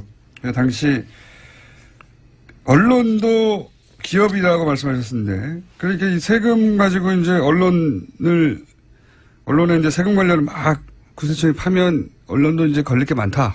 언론사도 이제 세무조사를 받죠. 예. 그러니까 이제 통상 국세청에서 바람직하지 않다고 생각하는 기사 이런 것들은 국세청이 이제 언론사를 가서 이제 뭐 담당이 있습니다. 사실 그 국세청 안에 각 그 정해진 언론사 담당이 있어요. 그 담당들을 뭐 담당 국장들이 보통 이렇게 가서 그 언론사 사주 내지는 경영진들한테 이야기를 하죠. 그럼 또 경영진들은 기자라든지 이 뉴스의 그 편집자들한테 이야기를 해서 그 기사가 빠지곤 하는데 여기 그걸 적나라하게 보여주는 사례죠, 이게. 누군가 어딘가에 구석에 썼을 수는 있어요. 네. 근데 이제 포털에 노출이 안 되고 이러면 존재하지 않는 기사나 마찬가지니까요. 이건 네. 대서특필돼서 포털의 메인에 하루 종일 걸렸어야 될 피감기관이 국회의원을 다 밀쳐냈으니까요. 예, 그건 정말 대서특필돼야 될 사건이죠. 있을 수 없는, 들어본 적이 없는 사건이에요. 들어본 적이 없는 사건인데 그 밀어낸 이유가 안원구였다. 이겁니다. 그래서 그때 당시에 책을 사십시오. 국세청은 정의로운가. 자, 번개가 안 나오네요. 또 저희 PD가 턱을 개고 혼자 빠졌어요. 또. 예. 자, 그런 일이 있었습니다. 이제 방송에 나와서서 5년 만에 처음으로 그때 있었던 일을 말씀하시는 거고, 근데 그게 다 실제로 막아졌고, 기사도 막아졌고, 본인이 증인으로 나서는 것도 막아졌고요. 그렇습니다. 그때는 막는 게 성공했고, 그리고 나서 박근혜 정권이 나와서 이 문제는 거론되지 않았고요. 그때 뉴스 공장이 있으면 저희가 했을 텐데. 네. 사실 이런 문제들이 그 당시에 문제가 됐었으면 그 뒤에 일어나는 정치적 세무조사들은 상당히 힘들었을 거고 어렵지 않았겠습니까? 그런데 그때 이런 것들이 다 묻히고 넘어가니까 또 그 뒤에 계속 자행이 된 거죠. 성공하니까요. 예. 되니까. 그래서 이명박 박근혜 정부에서 많은 정치적 세무조사들이 일어났죠. 이명박 박근혜 정권 하에서 이것은 정치적 세무조사의 의혹이 짙다. 예. 이런 것도 한번 다뤄볼 필요가 있습니다, 저희가. 최순실, 박근혜 게이트, 최순실 은닉재산 프로파일링도 해야 되지만, 그건 앞으로 계속 해야 할 일이고요. 이 말 나온 김에, 이 사건 굉장히 의심스럽다. 보시기에 그런 사건들이 있었을 거 아닙니까? 예, 그렇습니다. 이명박 정부 때 토속촌 같은데, 네. 그 다음에 우리들 병원이라든지, 네. 제피로스라든지 이런 회사를 조사한 것은 이명박 정부의 그 이후에도 일어났고, 박근혜 정부 그때는 명백히 이제 노무현 대통령을 잡기 위한 것이었고, 그렇죠. 그 건은. 예. 박근혜 정부 때도 세계일보 세무조사 같은 경우도 정윤회 문건 사건이 세계일보가 보도를 하고 난 다음에 그렇죠. 세무조사가 예상이 됐는데 그 네. 뒤에 흐지부지 됐죠. 흐지부지 됐죠. 그러니까 그런 게 실질적인 정치적 세무조사의 그 의심을 충분히 입을 하는 막게 거죠. 하기 위해서. 한다고 하고 했는지 안 했는지도 모르고 어떻게 끝났는지도 모르는 그런 정치적 세무조사. 정치적 세무조사라면은 세무조사를 선정하는 대상자를 선정하는 과정과 조사하는 방법과 조사 뒤의 결과 조치 이런 부분들에 있어서 정상적이지 않은 것은 다 정치적 세무조사를 우리 수사를 정치적이라고 말을 하지만 그 속에는 여러 가지 이야기가 다 숨어 있지 않겠습니까? 보통은 이제 검찰의 정치적 편향에 대해서 혹은 정치적 수사에 대해서들 말들 해갖고 오히려 검찰은 그렇게 노출이 되니까 그렇습니다. 기자들이 취재를 하고 그래서 그게 정치적 논란이 어쨌든 수면 위로 올라오긴 와요. 예. 근데 국세청은 조용히 사라지니까요. 국세청은 개별 기업 정보는 비밀 유지 의무 조항 81조를 정가의 보도로 쓰고 있죠. 그래서 그 부분에 대해서는 전향적으로 지금 좀 생각을 해봐야 될 그럼 거라고 정권이 국세청을 그런 식으로 사실은 과거에 많이 이용했겠군요. 그렇다고 봐야죠. 예. 그러고 본인이 직접 연루된 산 증인이고. 예, 그렇습니다. 예. 산 증인이고 그 이후로도 그런 정치적 세무조사가 전문가의 눈에 보기에는 있었다. 분명히. 많이 있었죠. 많이 있었다. 예. 그거 사례 좀 해보죠. 저희도. 예. 예. 자, 하실 일이 너무 많네요. 저는 몰랐는데 국세청 TF도 구성이 돼서 출범한다고 하니까 예. 그렇게 되면 또 안홍근 총장님이 하실 일이 많겠죠. 사실 그 외부 인사들은 국세청 내부를 잘 모릅니다. 그분들이 뭘 알겠습니까? 전부 다 형식적으로 예를 들어서 숫자는 문제 없이 있겠죠. 그죠? 다 맞춰놨죠. 예, 맞춰놨겠죠. 그런데 그 이유도 다 달아놨죠. 예, 정상적인 이유처럼 보이는데. 예, 밖에서 볼 때는 절대 알 수 없어. 그거를 가지고 제대로 알라 그러면 내부에 있는 사람들 자기들이 계획에 없던 조사를 하는데 어떤 경로로 왔는지는 누구든지 너무 잘 알지 않습니까?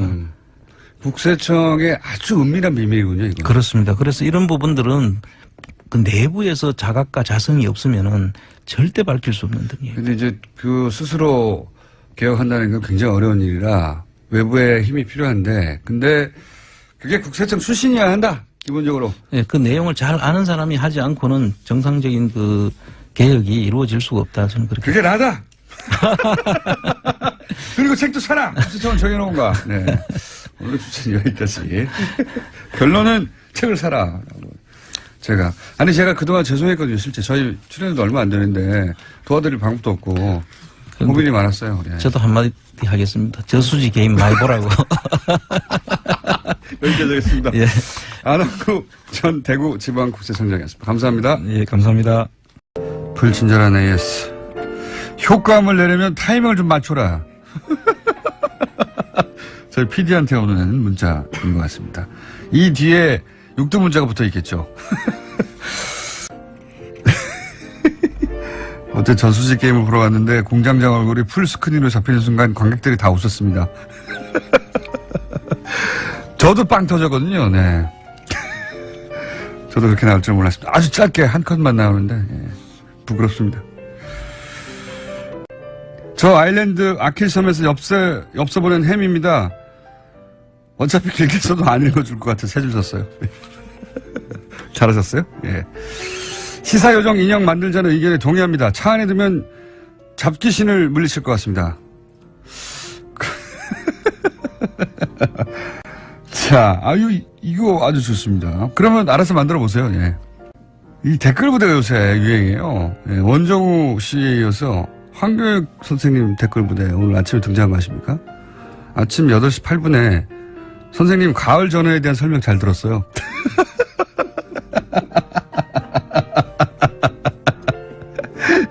그리고 아침 7시에 선생님의 유머를 못 따라가겠네요. 한 선생님. 역시 오늘도 시원시원합니다. 다 방송 전에 온 거예요. 이것도 있습니다. 선생님, 꼬치구이 얘기 참 재밌었습니다. 이거 어떻게 알았어요? 오늘 꼬치구이 주제인 거? 어떻게 알지? 옆에 지금 앉아 계시거든요. 본인이 쓴 거죠, 그러니까. 어떻게 합니까? 이것은 저희도 몰랐던 주제를 알 수가 없는 거, 본인만 아는 주제거든요. 이건 본인 가족, 본인, 친인척 등등이 보낸 문자가 틀림없다. 네. 여기까지 하겠습니다. 황교익 선생님, 아까부터 나와 계십니다. 안녕하십니까? 안녕하세요. 네. 딴 거 하기 전에 네. 문자가 아주 재밌는 게 하나 읽어드릴게요. 어제 TV조선 주차장에서 차 창문을 활짝 열어놓고 일부러 뉴스 공장을 크게 틀어놓은 운전자를 발견했습니다. 네.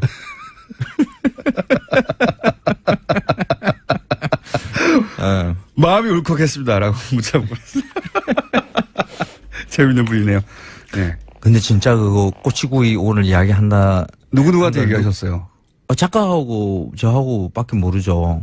주제. 저희 작가가 이런 문자를 보낼 리가 없어요. 아니 그게 어떻게 그런 게. 본인이 하신 거예요, 그러면? 아니 제가 홈페이지 들어가지도 않는데. 본인이 이상- 하신 이상하네.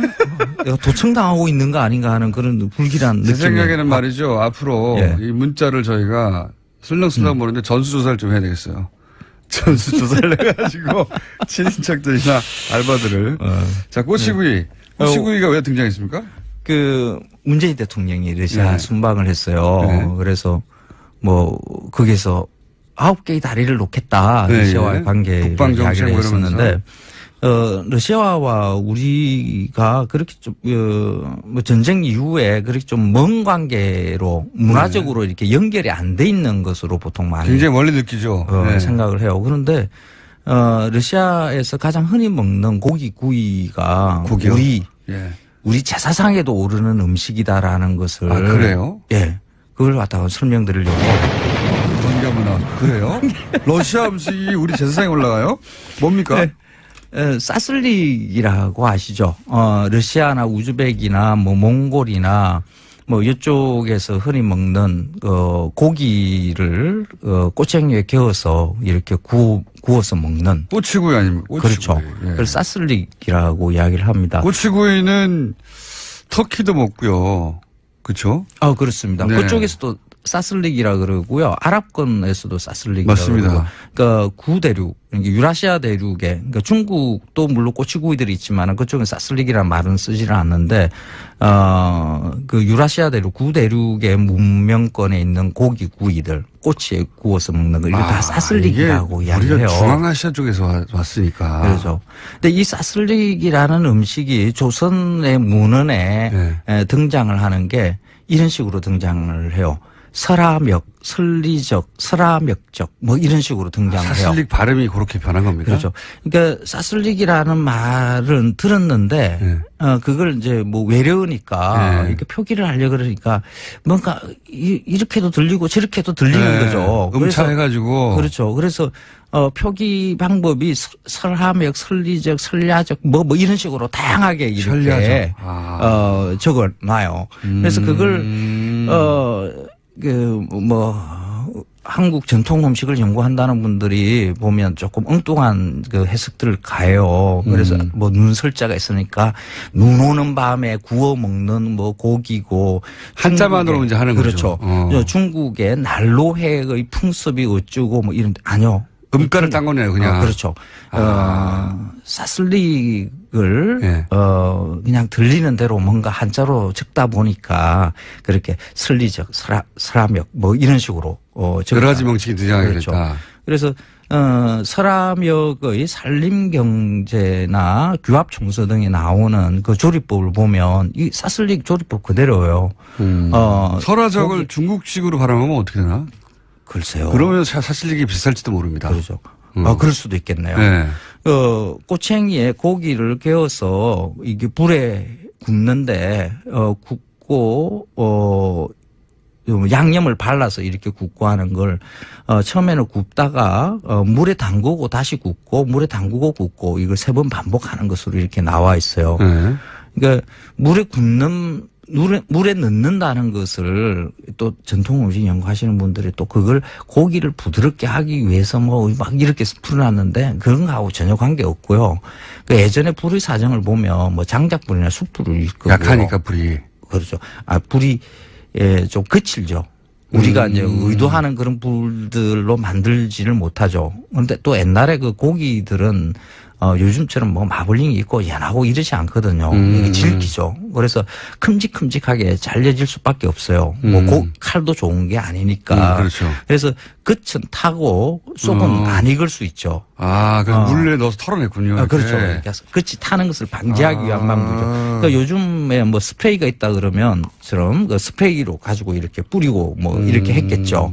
그러니까 이 조리법도 똑같아요. 이제 이런 꼬치구이 음식, 설암역, 설리적 뭐 이런 것으로 말로 내려오던 것이 우리의 제사상에 뭐 차례상에 올리는 그 음식에 그대로 들어와 있어요. 그 집안마다 조금씩 다르지만은 보통 소고기나 돼지고기나 고기류를 꼬챙이에 개어서 이렇게 굽는 음식을 제사상에 반드시 올립니다. 그걸 산적이라고 이야기를 하죠. 그렇죠. 산적. 산적. 그리고 또 일부 지방에서는 사슬적 이렇게 이야기를 합니다. 이거 사슬릭하고 거의 갖다 붙기 시작하네요. 그렇습니다. 그러니까 산적이라는 말도 사슬적에서 이렇게 넘어갔을 것이다라고 볼 수가 있어요. 그러니까 꼬치에 개어서 굽는 이 음식의 계통은 그러니까 내려오다가 우리의 제사상에 이렇게 안착될 정도로 오래됐다는 얘기죠. 이게. 그렇죠. 그러니까 러시아가 이거 뭐 공산화 이후에 우리가 뭐 전쟁 북한과의 남북 분단 뭐 이런 과정에서 저 멀리 떨어져 엄청나게 있는 멀어져 있는 것 같은데 그런 그 국가로 이렇게 여기지만 실제로 음식 문화의 맥락으로 보면 오히려 중국보다도 우리와 더 이렇게 긴밀한 관계를 가지고 있는 것일 수도 있다. 그럴 수도 있겠네요. 이게 다 중앙아시아에서 흩어져간 나라들이 가지고 있는 공통점이네요, 이게. 그렇죠. 음식에. 그러니까 이런 그러니까 조선이나 뭐 이런 그 고문서들 옛날에 어떤 음식을 먹었는가에 대한 기록들 이런 것을 들여다볼 때 우리는 분단 이후에 우리 갇혀 있는 상황에서 지금 현재 정치적 사회적 상황에서의 것으로 자꾸 들여다보려고 그러고 그 우리의 조상들의 지혜로운 조리법 뭐 이런 식으로 해석을 하는 것들이 일반적이거든요. 이런 시각을 버리고 조금 더 넓게 저 아시아 대륙 유럽 대륙 뭐 이런 것과 어떻게 연결되어 있는 건가. 우리 어족이 알타의 어족 아닙니까? 그렇죠. 예. 그래서 거기서 다 넘어왔어요. 그렇게 연결해서 보면 우리의 음식 문화가 저 대륙 러시아 넘어서 우즈벡 넘어서 아랍 넘어서 그 유럽까지 이렇게 다 있는 그 음식의 맥을 읽을 수가 있습니다. 그 맥 시베리아 횡단 열차의 맥과 같은 거죠. 지금 우리는 분단되어 있어서 그 부산에서부터 출발하는 그 기차가 맞습니다. 땅이 다 연결돼 있거든요, 이게. 그렇죠. 지금 문재인 대통령이 갔던 그 블라디보스톡, 그 블라디보스톡의 그 역을 그 유라시아 대륙을 연결하는 시베리아 횡단 열차의 시작점으로 이렇게 지금 러시아에서는 보거든요. 근데 그 블라디보스톡에서부터 밑에 경의선을 통해서 내려와서 부산까지 내려가요. 그 연결 통로를 김대중 대통령이 이제 그 연결하자 해서 그렇게 저도 그거 연결했었죠. 정말 바랍니다. 진짜.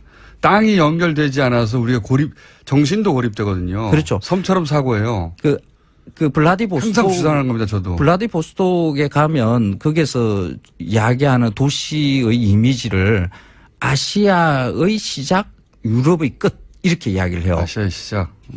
근데 그 연결 고리를 부산까지 와야 돼요. 부산이 좋습니다. 그렇게 하죠. 아시아의 시작이고 유럽의 꼬치구이 끝이에요. 들고 야 우리 다 통하는 데야 이러면서 그 기차에서는 꼭 이 꼬치구이를 그래서 문재인 대통령이 판매하기를. 러시아와 9개의 다리를 놓겠다 하는 그런 게 문화적으로도 굉장히 의미 있는 일이다. 음식 문화에서도 굉장히 의미 있다. 황교익 씨였습니다. 고맙습니다. 감사합니다. 저는 오늘 뵙겠습니다. 안녕. 저기요.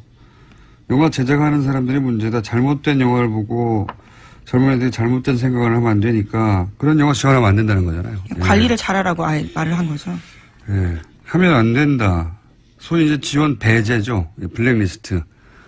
자기들끼리는 블랙리스트란 단어를 쓰지 않고 지원을 배제한다라고 가치 중립적인 단어처럼 사용했는데 블랙리스트 이야기인 것이고 그걸 이제 장관을 처음으로 불러서 불려간 건 처음인데 처음으로 불러서 요 얘기를 지시했다는 거 아닙니까? 문체부 장관에게 전.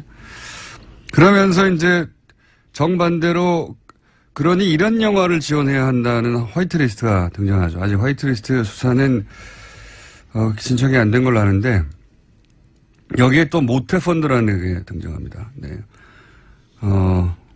공공펀드인데 어마어마합니다. 자금 규모가. 근데 이제 저희가 최순실 게이트 한참일 때 한번 전해드린 적이 있는데 이 화이트리스트 모태펀드를 이용해서 화이트리스트 지원을 받았다고 의혹을 받는 영화가 있죠. 지원을 받았죠, 실제. 예. 근데 그 영화사가 알고 봤더니 그 태극기 집회, 친박 집회 단체들과 가짜 뉴스를 만드는 단체들이 있는 사무실에 같이 있더라. 그 건물을 같이 썼던 거죠. 예, 큰 건물이 아닌데 이게 뭐 어마어마하게 큰 건물이면 빌딩이면 같은 건물에 있어도 그럴 수 있다고 싶은데 이건 조그만 건물인데 위아래로 같이 있었어요. 예, 저도 그 건물 가봤었는데 한 3, 4층 되는 강남에 있는 건물이었습니다. 네, 거기에 이제 조그만 빌딩이 같이 모여있던. 그러니까 이제 화이트리스트하고 친박 집회 주도 단체와 가짜 뉴스를 만드는 것과 한 통속이 아닌가 이런 의혹을 가질 수밖에 없죠. 예. 자체적으로는 건전 콘텐츠라고 부르고 있습니다. 네, 건전. 본인들에게는 건전했겠죠. 그래서 이제 이게 다 연결되어 있는 것이다. 그리고 이 뒤에 청와대가 있는 게 아니냐. 왜냐하면 청와대가 사실은 블랙리스트를 만들고 또 정반대로 화이트리스트를 만들어서 모태펀드를 이용해서 지원했으니까요. 그 지원을 받은 영화사가 친박 집회를 주도한 단체와 가짜뉴스를 만드는 단체, 집단 회사와 같이 있었으니까요. 근데 이게 저는 한 건물이 아니었을 거라고 봐요. 예. 그런 단체는 많았고 만약에 화이트리스트가 좀 너무 많은 사안들이 수사되니까 동시에 화이트리스트까지 갈지는 모르겠는데 가면 아마 그런 건물이 다 쓰였다 하는 뉴스가 나오지 않겠는가. 자, 어쨌든 전 문체부 장관이 대통령이 블랙리스트 지시했다라고 증언을 한 뉴스였습니다. 예, 심지어 수첩에 그 내용을 적어놨다라면서 물증도 보여줬습니다. 알겠습니다. 이정현 판사님이 어제 술을 과하게 드시고 못 일어날 수 있기 때문에 그러면 현재 기준으로 행방불명이거든요. 저희가 아무리 전화를 해도 시간이 안 되면 다른 분이라도. 예. 예를 들면 박범계 의원처럼 최고위원이지만 수면에서 깨어났을 것이 확실시되는 분에게 저희가 연결한다든가 노력해보겠습니다. 다음 순요. 네, 검찰이 한국항공우주산업 그러니까 카이를 압수수색하던 날 친박계 이정현 의원이 그 자리에 있었다라는 사실을 경향신문이 보도했습니다. 어제 이 의원의 조카가 조작된 점수로 카이에 입사했다라는 사실을 말씀드린 바가 있는데요. 하필이면 그날 이 의원이 거기 있었던 거죠. 하필이요. 예. 이게 이제 우연이면 이정현 의원은 제가 보기에는 로또를 자주 사시는 게 좋겠어요. 예. 하필이면 방산비리로 업체를 압수수색하는 날에 그런 날은 뭐 10년에 한 번 있을까 말까 하는 거거든요. 이 업체가. 게다가 그 본사가 서울에 있는 게 아니라요. 경남 사천에 있습니다. 그런데 이제. 그리고 자신을 의존할 사장이 없는 날이지 않습니까? 보통은 사장이 있는 날 오는데. 그리고 이제 수많은 업체 중에 하필이면 본인이 조카를 취업을 청탁해서 부정 입사시킨 딱 그 업체를 하필 그날. 이런 우연을 만들어내는 기술이면 저는 로또가 가능하다고 봅니다. 부럽습니다. 예, 물론 본인의 해명은 있는데요. 현장 방문을 돌아가면서 하고 있었기 때문에 그때 그 자리에 있었다라는 겁니다. 이유야 뭘 못했겠습니까? 예. 어쨌든 이건 이제 우연이라고 주장하시는 거죠. 예. 굉장히 부럽습니다. 로또를 사시는 게 좋겠고요. 근데 이제 본인 조카를 부정 입사시킨 요 사건 자체는 이미 수사가 들어가서 아마 결과가 나올 것 같습니다. 하여튼 그 업체에 갔다. 근데 그 업체가 또 하필 압수수색 당하는 날 아침에 가셔가지고 어떻게 그 소식을 알았는지 자, 일단 여기까지 하겠습니다. 감사합니다. 시사인의 김은지였습니다. 감사합니다. 자, 어제 저희가 잠깐 전해드렸는데 트럼프 정부가 다카 프로그램, 불법 체류 청년 추방 유예 프로그램, 오바마 정부가 시행한 프로그램이죠. 이 결정으로 미국 전역에서 반발이 일고 있는데 한인사회 분위기는 어떤지 저희가 잠깐 짚어보겠습니다. 미국 시민참여센터 김동석 상임이사 연결됐습니다. 안녕하세요, 이사님. 네, 안녕하세요. 뉴욕입니다. 미국이시군요. 알고 전화드렸습니다. 미국인 줄. 자, 네. 예, 지난 주말 한국에 계시더니 벌써 미국 가셨네요. 이 다카 폐지 이 급한 일 때문에 들어왔습니다. 우리 일이 이런 거기 때문에요. 아, 그렇군요. 우선 다카가 어떤 프로그램인지 간단히 설명해 주십시오. 다카는 이민자 관련된 건데요. 2012년 말씀하신 것처럼 그 오바마 대통령이 대통령 명령으로 이를테면은 어린 나이에 네. 16살 미만입니다. 스스로 어떤 것도 결정할 수 없는 아주 어린 나이에 본인 의지와 관계없이 이제 부모 손에 이끌려서 미국에 온 불법 체류자가 된 이런 사람들이 이 사회인이 되면서 무엇도 아무것도 할 수가 없었습니다. 추방 대상이 되기 때문에요. 그래서 그런 사람들은 누가 봐도 미국 시민이니까 오랫동안 미국에서 생활했기 때문에 그래서 추방을 막아줌으로 해가지고서 성인이 되면서 이런 사람들이 이제 그 운전면허증도 받을 수 있고 또 학교도 대학을 갈 수 있게 하고 또 취업도 할 수 있고 이렇게 하도록 오바마 대통령이 2012년 6월 달에 이제 대통령 행정 명령으로 추방 유예를 시킨 이제 대통령 명령입니다. 이게 다카입니다. 네, 뭐 인도주의적 조처라고 사실 그때 당시 찬성하는 특히 이민자 2세대들은 찬성하는 환영을 받았었는데 이 대상자가 굉장히 많았죠. 지금도 계속 늘어나고 있죠. 그렇습니다. 사실은 이게 왜 나오게 됐나 하면은 다 들으셨겠지만 드리머라는 얘기가 이제 통용되고 있습니다. 뭐냐 하면은 불법 이민자들의 자녀로 미국에 와서 교육받고 고등학교를 졸업했는데 대학을 가려니까 이제 서류 미비자기 때문에 대학도 못 가고 이런 사람들이 1년에 거의 한 7만여 명씩 나타나는 거였어요. 2000년대 들어서. 예. 그래서 이거를 아시겠지만은 911 테러 이후에 이민자들을 의심이 간다. 그래서 이민자 그룹을 불법 이민, 합법 이민으로 나눈다. 이런 논란이 될 때 불법 이민을 추방하는데 그중에서 우리가 보호해야 될 거는 이렇게 어린 나이에 미국에 와서 계속 미국에서 교육받고 미국 생활에 익숙한데 어디 추방해도 이게 미국 시민인데 그래서 이 사람들을 드리머죠. 이런 사람들을 영주권을 주자. 드림 액트입니다. 계속 이 드림 액트를 의회에서 제기해서 친이민적인 당인 민주당이 계속 이걸 통과시키려고 했는데 심지어는 오바마 정부가 들어와가지고 2008년부터 2012년까지도 통과가 안 됐어요. 네. 공화당의 벽 때문에. 그래서 오바마 임기 두 번째 첫 해인 2012년에 안 되겠다. 오바마 대통령이 이거는 비인간적이다. 적어도 어렸을 때 온 미국 시민일 수밖에 없고 나가면은 미국 시민인데 해가지고 이거를 영주권은 주지 못하지만 법이 통과가 안 돼가지고 그래서 다카라는 걸 만들어서 추방되는 건 막자. 그랬던 게 이제 다카고 그래서 이렇게 만들어지고 드리머라는 말이 이렇게 해서 이제 생겨난 그렇죠. 겁니다. 아니 유치원 때 왔는데 본인은 불법의 인식조차 없고 결정권도 없는데 결국 미국 교육을 평생 받았는데 갑자기 떠나라고 하면 갈 곳도 없고요. 그래서 이제 이런 법안이 만들어진 건데 실제 그리고 또 이런 사람들이 뭐 실리콘밸리나 이런 곳에 많이 취입해서 미국 경제에도 도움이 된다 이런 인식도 있고요. 그런데 갑자기 지금 트럼프 대통령은 그 사람들도 평생 어릴 때부터 교육받아서 평생 미국에 자란 사람들 나가라는 거잖아요. 이렇게 되면 여기에 해당되는 한인의 규모는 얼마나 됩니까? 한인이 지금 이 다카 폐지에서 어제 오늘 일반 언론에 7,000명, 10,000명 그러는데요. 사실 이거는 7,000명, 10,000명은 2012년 시행될 때 추방을 면제받으려고 신고한 사람들의 숫자였습니다. 2년마다 갱신을 하는데요. 그래서 지금 이렇게 종합해보면은, 한 16,000명 이상이다라고 하는 게 맞다. 이게 이제 우리 이 한인사회 이 이민 권익 운동하는 사람들이 추정하는 숫자입니다. 그리고 LA 뉴욕 한인 커뮤니티에 생각보다 굉장히 많고요. 그래서 이게 폐지되면은 한인사회도 작지 않은 이런 파장이 있고 굉장히 어려움이 오겠다 이렇게 긴장하고 있습니다. 그렇군요. 예.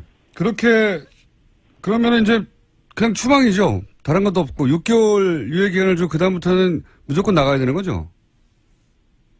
그렇죠. 6개월 이제 지난 화요일 날 대통령이 뻘쭘하니 법무부 장관을 시켜서 폐지 선언을 시켰습니다. 그날 아침에 트럼프 대통령이 트위터를 알렸잖아요. 의회가 6개월 동안 다카에 대해서 일할 준비를 해라.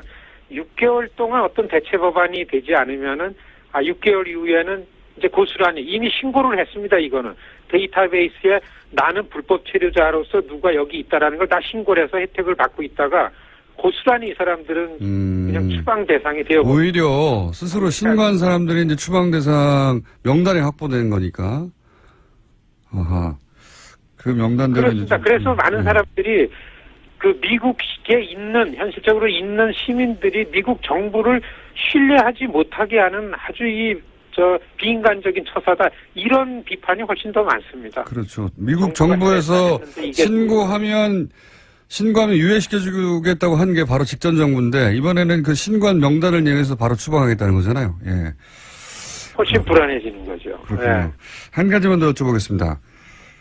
이렇게 되면 이제 말씀하신 대로 굉장히 많은 사람의 숫자들이 갑자기 일시에 한인사회뿐만 아니라 추방되게 됐는데 젊은 세대가 특히 한인사회에서는 앞으로 어떻게 대응할 계획이십니까? 한인사회에는 한 15,000 명 이상, 이 전체적으로 한 85만 내지 90만 명이 다카 수혜자였었습니다. 사실 이거를 어떻게 추방시키는 데는 간단치 않을 거고 어떻게 해서든지 6개월 이내에 어떤 대체 법안이 나오는데 이제 초점을 맞춰야 되는데 사실 저희가 이 일을 본업으로 하고 있는데요. 이민자 단체들하고서 목표는 드림 액트를 통과시키는 겁니다. 그래 이 미국 사회에 일반적으로 분위기는 조성이 됐는데 문제는 이제 미국이 트럼프 정부가 들어오면서 아주 두 가지로 나눠졌습니다. 도시와 농촌과 그리고 민주당과 공화당과 백인과 비백인, 반이민과 친이민 이렇게 나눠졌기 때문에 모든 지금 활동은 어떻게 해서든지 이 드림 액트를 겨냥해서 기대는 내년도 중간 선거에 하원이라도 민주당이 다수당이 되면은 다른 드림 액트가 통과되지 않더라도 다카 같은 다른 어떤 구제 옵션 같은 걸 만들어내지 않을까. 오늘서부터 그동안 질이 멸련했던 민주당이 더 이상 이러면 안 되겠다. 지도부가 좀 어떤 구심점을 찾는 노력이 아주 눈에 보이는데요. 지금 사실 보면은 이민자 권익단체들이 이 시민사회에 가가지고서 이 분위기를, 이 반대되는 분위기를 역류해내는 이런 액션을 취해야 된다. 그래서 의회에 활동하는 부분들이 굉장히 많을 것 같고요. 자기 지역. 안녕하세요. 김호준입니다. 서울시가 가구소득과 미취업 기간 등을 기준으로 청년들 구직 활동을 지원하겠다며 월 50만 원 한도로 지급하는 청년수당 클린 카드라는 게 있습니다. 이 카드로 노래방, 소주방, 영화관 등도 이용 가능하다며 보수 진영에서는 진작부터 문제 삼아왔습니다. 지난달에는 구체적으로 용처 제한의 항목까지 제시했었습니다. 학원 수강료, 시험 응시료 등으로 제한해야 한다는 거죠. 이런 이슈가 있으면 보수 매체는 이 카드로 모텔까지 결제 가능하다며 제목을 뽑습니다. 그런데 말이죠. 가구 소득이 낮은 미취업 기간이 길어진 청년들이 취업이 늦어져 형편도 어렵고 스트레스 받다가 소주도 한잔하고 영화도 한 편 보고 그리고 연인과 사랑도 할 수 있어야 그게 최소한의 사람답게 사는 꼴인 거죠. 미취업이 범죄가 아닙니다. 어떻게 사람이 취업 준비만 하고 삽니까? 청년들이 그 카드로 모텔을 가는 게 염치 없는 게 아니고 기성세대가 다음 세대에 제대로 된 일자리를 충분히 만들어지 못한 사회적 책임을 학원 수강료 좀 지원해 주는 걸로 다 했다고 생각한다면 그게 염치 없는 겁니다. 김호준 생각이었습니다.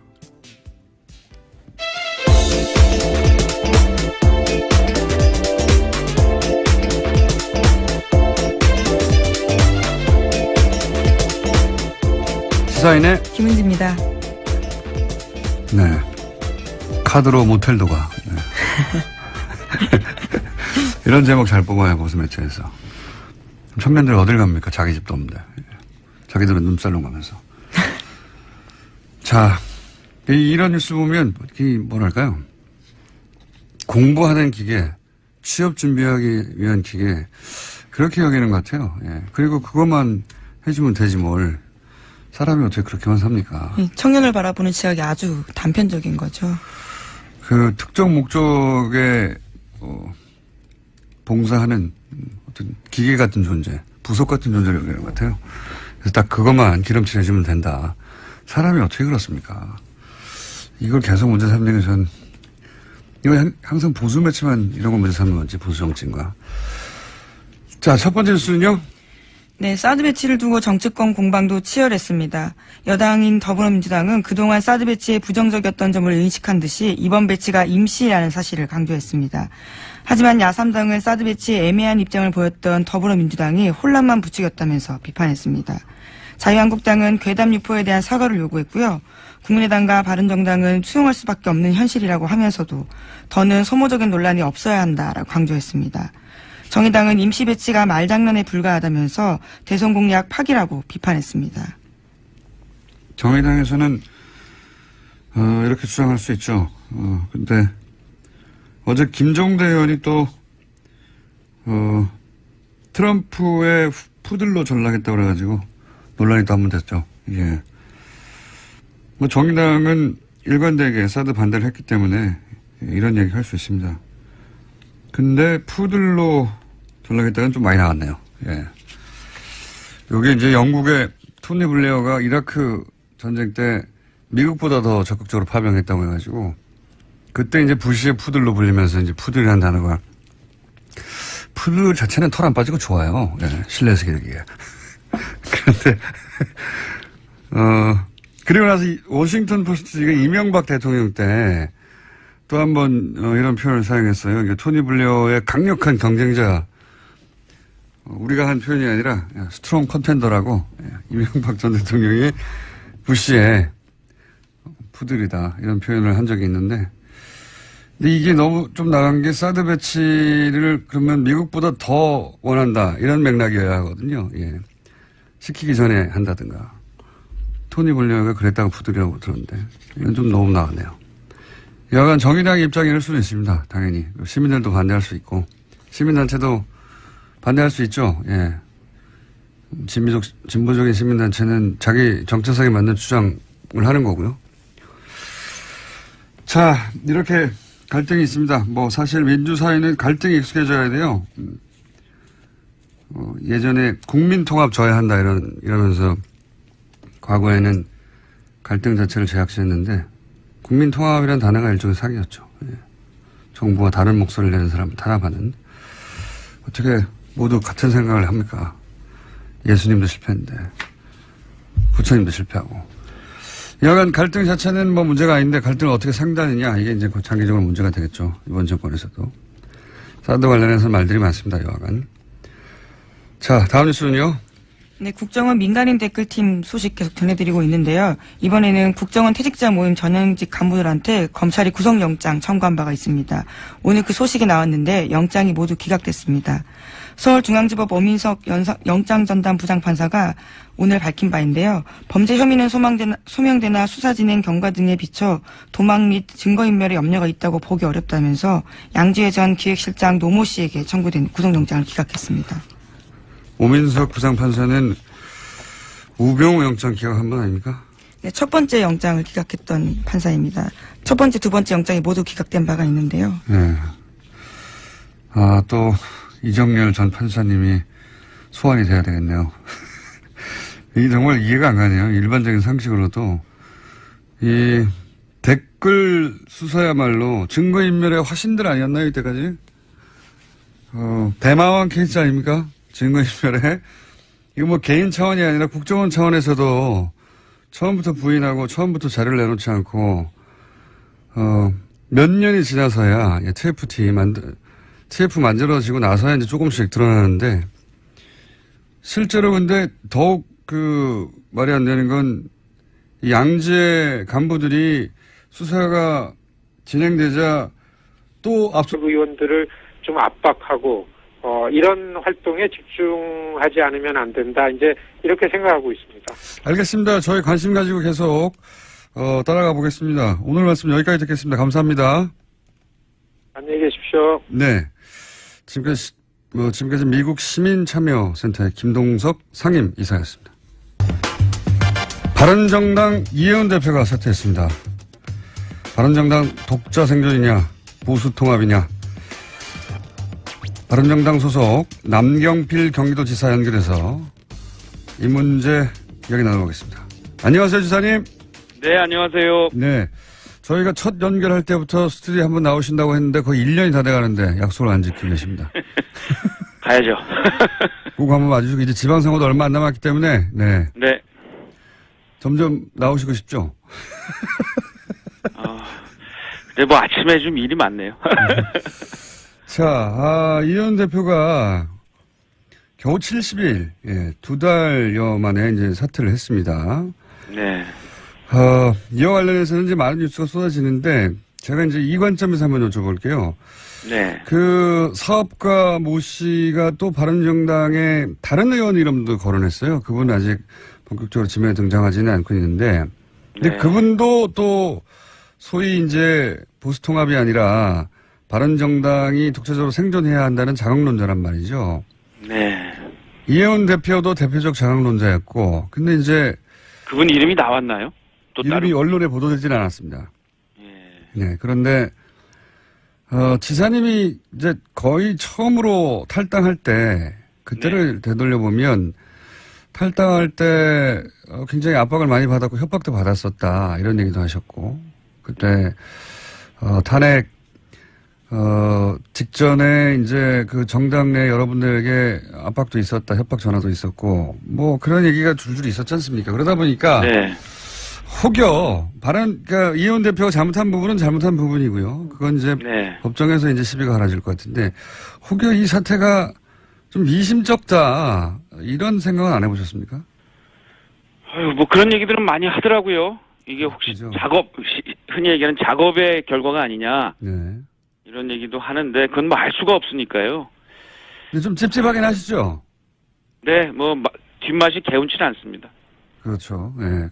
왜냐하면 이제 대표적인 걸림돌들이 뭐 결과론인지 누가 설계를 했는지 모르겠지만 여하간 그 효과는 자강론자들이 이제 정치 전면에서 이렇게 밀려나고 있다 이렇게 보여지니까 찜찜한 구석이 본인도 소위 자강론자 아니십니까?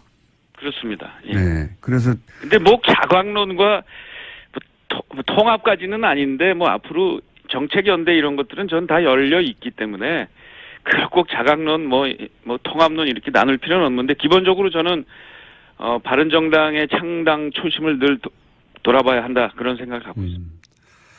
그런데 이제 지금 큰 흐름은 예를 들어서 지금 원내대표 바른정당의 원내대표도 그렇고 자강론이라고 불리는 파가 점점 이렇게 찌그러지고 있기 때문에 통합론으로 가는 거 아니겠는가. 홍준표 대표도 그런 구상인지 갑자기 타이밍 절묘하게도 박근혜 전 대통령 출당한다고 하고 그러면서 이제 그동안의 걸림돌이었던 이런 걸 제거하려고 하는 움직임을 보면 홍준표 대표는 본인 업적으로 아마 통합을 해내는 걸 업적으로 삼으시려고 하는 것 같아요. 그렇게 보이는 것 같은데요. 저는 근데 그 전제 조건이 네. 박근혜 대통령 출당하고 나면 무슨 통합 이런 거는 지금 저희 구성원들 이렇게 얘기 들어봐도 그런 것이 무슨 통합에 다 이 조건이 충족됐다라고 생각하는 분은 없습니다. 뭐가 더 있습니까? 그러면 애당초 얘기했던 게 사실은 자유한국 그때 새누리당 해체였거든요. 예, 그랬었죠. 그 해체라는 게 결국은 이 당에 남아 있는 적폐 과거에 이 국정농단 세력에 적극 협조했던 이런 분들을 이제 출당시켜야 되는데 그게 안 되니 나와서 새롭게 당을 건설하자 이런 취지였거든요. 그런 것들이 충족 안 되면 지금 뭐 통합한다는 거는 바른정당에서 그런 생각을 갖고 있는 분은 전 못 봤습니다. 근데 박근혜 대통령 출당 이후에 뭐 팔적이라고 하지만 10명도 안 되지 않습니까? 그분들도 만약에 출당시키고 뭐 이런 조치가 있으면 그러면 통합도 가능하다는 얘기. 근데 그게요, 출당이요. 네. 어렵습니다. 그러니까 거의 불가능해요. 모든 구성원들의 동의가 없이는 네. 그게 불가능한 게, 그게 안 되니까 이제 바른정당 창당한 건데요. 국회의원을 출당시키려면 3분의 2의 동의가 필요한데, 그게 현실적으로 어렵습니다. 과거에 뭐 민주당 쪽도 이제 대선 패배나 이런 거 이후에 이렇게 당이 뭐 나눠지기도 하고 나가기도 하고 그랬는데, 대부분 그 당을 해체하지 못하고 탈당하는 방식으로 했던 이유가 그렇게 쉽지가 않습니다. 현실적으로. 그게 그래서 쉽지가 청산이 되지 않을 거기 때문에 그 기본 전제도 통과가 어려워서 네. 그런 건 전망하기 어렵다 이렇게 보시는 거군요. 예. 그렇습니다. 일단 그런데 이제 그렇게 통합하려고 하는 움직임이 활발한 건 사실이죠. 그런 거를 원하시는 분들도 있고, 그게 정답이 아니다라고 얘기하는 분들도 있고, 지금 당 안에는 여러 목소리가 혼재되어 있는데요. 그거 어느 쪽으로 뭐 특히 이제 뭐 탈당 다시 또 통합하자라는 목소리가 뭐 대세이거나 이렇지는 않습니다. 제가 알기로는요. 그렇군요. 유승민 의원이 그러면 비대위원장으로 등판합니까? 그럴 가능성이 높습니까? 지금 논의들을 하시는 것 같은데요. 네. 김무성 전 대표님은 확실히 본인이 들판할 생각은 없으신 것 같고, 네. 유승민 수색을 앞두고 증거를 삭제하거나 은닉하지 않았습니까? 네, 그런 혐의로 또 다른 양지의 현직 간부 박모 씨 같은 경우에도 영장이 청구가 된 바 있는데요. 이 간부 같은 경우에도 영장 기각됐습니다. 그 기각 사유에 대해서 피의자가 은닉한 물건의 증거 가치, 피의자의 주거와 가족관계 등에 비춰 피의자가 도망가거나 범행에 관한 증거를 인멸할 염려가 있다고 보기 어렵다라고 밝혔습니다. 아니, 수사를 하는 와중에도 증거를 인멸했는데 이해가 안 가네요, 저는. 이게 뭐 특별한 우리가 법을 몰라서 그런 건지 법리에 신비스러운 부분이 있는 건지 모르겠는데, 아니 이게 지금 수사하는 동안에도 자료를 숨기거나 은닉했는데 이해가 안 갑니다, 저는. 검찰의 입증이 좀 더 부족하다라고 판단했을 수는 있는데요. 관련해서 검찰발로 나온 소식도 있습니다. 말씀하신 자료 삭제와 관련된 부분인데요. 검찰이 양지의 사무실에 하드디스크 압수수색했는데 여기서 문제 보고서가 삭제된 채 발견됐다라고 합니다. 복원을 그러니까요. 삭제를 했는데 포렌식을 해서 복원을 했다는 거잖아요. 예. 삭제하고 외부로 빼돌리고. 네, 그 보고서 같은 경우에는 해당 문건이 국정원 심리전단에 정기적으로 보고한 내용이 담겨 있다고 합니다. 당연히 양지에는 이제 민간인들이거든요. 민간인이 국정원에 보고했다고 하는데 그런 문서를 일부러 삭제한 거 아니에요. 근데 이게 어떻게 그럴 만한 은닉한 물건의 증거 가치가 없다고 합니까? 보고서가 삭제됐는데 그게 나왔는데 이해가 안 가네요, 저는 잘. 서울중앙지법 영장판사 양승태 대법관의 마지막 인선에 대해서 말들이 많은데 또 한 번 논란이 되겠습니다, 이 사안은. 저희가, 이정열 판사님이 기상하시는 대로 새벽에 전화했는데 아직 안 일어났어요? 네. 이분은 새벽에 나온 결과여서. 네. 새벽에 설마 이게 기각될 줄 몰랐기 때문에 저희가 미리 섭외를 못 해주는 우를 보고 있네요. 예. 기상하는 대로 연결 한번 해보겠습니다. 자, 다음 뉴스는요? 네, 국방부가 어제 댓글 공작 진상규명 TF를 구성했다고 합니다. 국방부는 군사이버사령부가 2012년 대선 개입을 계획한 사이버 심리전 지침을 청와대에 보고했다는 의혹이 제기되자 TF를 구성해서 조사에 착수했다고 밝혔습니다. 뭐 보고했다는 의혹 정도가 아니죠. 보고했다는 당사자가 내가 보고했다고 했으니까 사실상 강력한 주장이 나온 건데 국정원 TF가 아시다시피 몇 달 돌아갔고 이제 사이버 사령부 부단장이었던 당사자가 이런저런 식으로 보고하고 그리고 활동을 했다는 증언이 나온 만큼 사이버 사령부도 이제 TF가 구성돼서 돌아가겠죠? 네, 청와대 국가안보실과 보고 및 협조 체계를 갖춰서 4개월 정도 활동할 예정이라고 합니다. 네, 이제 이렇게 되면 김관진 당신은 국방장관이죠. 네, 나중에 안보실장이 됐던 사드하고도 뗄래야 뗄 수 없는, 사실상 사드는 김관진 주도하에 들어온 게 아니냐고 하는 지적이 많습니다. 그리고 새 정부가 들어서고 나서도 제대로 보고가 안 됐다고 하는 갖가지 논란의 한 중심에 있는 분인데, 이번에 사이버사 댓글 공작이 공작으로 끝나는 게 아니라 당시 사인을 받고 보고했다는 문서가 나왔다는 거죠. 네, 어제 말씀드린 뉴스인데요. 청와대로 보고했다는 거죠. 몇 분이 떨고 있겠군요. 자, 다음 수는요. 네, 최순실 씨의 변호인을 맡고 있는 이경재 변호사가 정유라 씨의 변호를 더 이상 맡지 않기로 했다고 합니다. 그러니까 변호사에서 사임을 한 건데요. 이 변호사는 지난 6일에 서울중앙지검에 정 씨의 변호사를 사임하겠다는 내용의 사임계를 제출했다고 합니다. 네. 다른 내용 진행하기 전에 요즘 문자가 이게 유행이군요. 아직 황교익 선생 코너 나오지 않았는데 오늘도 역시 시원하십니다. 이런 문자 나오고 막 여기 나오시는 게스트들이 자꾸 이제 개편 시간이 다 오다 보니까 본인들의 지인들과 친인척을 이용해서 아직 방송이 아직 안 나오는데 오늘 방송도 너무 좋았어요. 이런 문자가 너무 많이 오네요. 네. 자제해 주시고요. 최순실 씨, 뭐랄까요, 이게 가족사가 반복되는 듯한 느낌 한번 이야기한 적이 있는데 1세대에서 2세대로 재산이 넘어가는 과정도 굉장히 큰 의혹들이 제기됐었죠. 최태민 씨 아들 최재석 씨가 최태민 씨의 독설서를 제기했었죠. 1세대에서 2세대로 재산이 넘어갈 때 그런 큰 의혹이 있다. 밝혀진 바는 없습니다. 근데 구체적인 증언이 있었었는데 저희 방송에서도 다뤘었고. 근데 2세대에서 3세대로 넘어가는, 저는 이제 이게 단순히 정유라 씨와 변호인단이 서로 뜻이 맞지 않다가 아니라 2세대에서 3세대로 재산이 넘어가는 과정의 갈등, 재산 갈등이 본질적인 거라고 보여집니다. 네. 그런 얘기도 일부 나왔었죠. 정유라 씨와 최순실 사이에 재산에 관련해서 주고받는 대화 일단락에 등장한 적이 있는데, 본질적으로는 재산 갈등인 것 같아요. 어떻게 전개될지 굉장히 흥미진진한 부분이 있습니다. 네. 자, 이 뉴스는 저희가 한번 따로 집중적으로 취재를 해가지고 저희 단독이나 특종을 한번 보려고 노력해 보겠습니다. 네. 주진우 기자를 시켜서. 자, 다음 뉴스는요? 블랙리스트 관련된 뉴스도 나왔습니다. 박근혜 전 대통령의 블랙리스트 지시 의혹과 관련해서 김종덕 전 문화체육관광부 장관이 법정에 섰습니다. 여기서 박 전 대통령이 지시가 있었다라는 증언을 한 겁니다. 어제 재판 증인에 출석해서 한 말인데요. 관련해서는 구체적인 증언을 했습니다. 2015년 1월 9일에 대통령이 불러서 갔다라고 하는데요. 당시에 박 전 대통령은 영화 제작하는 사람이 문제다.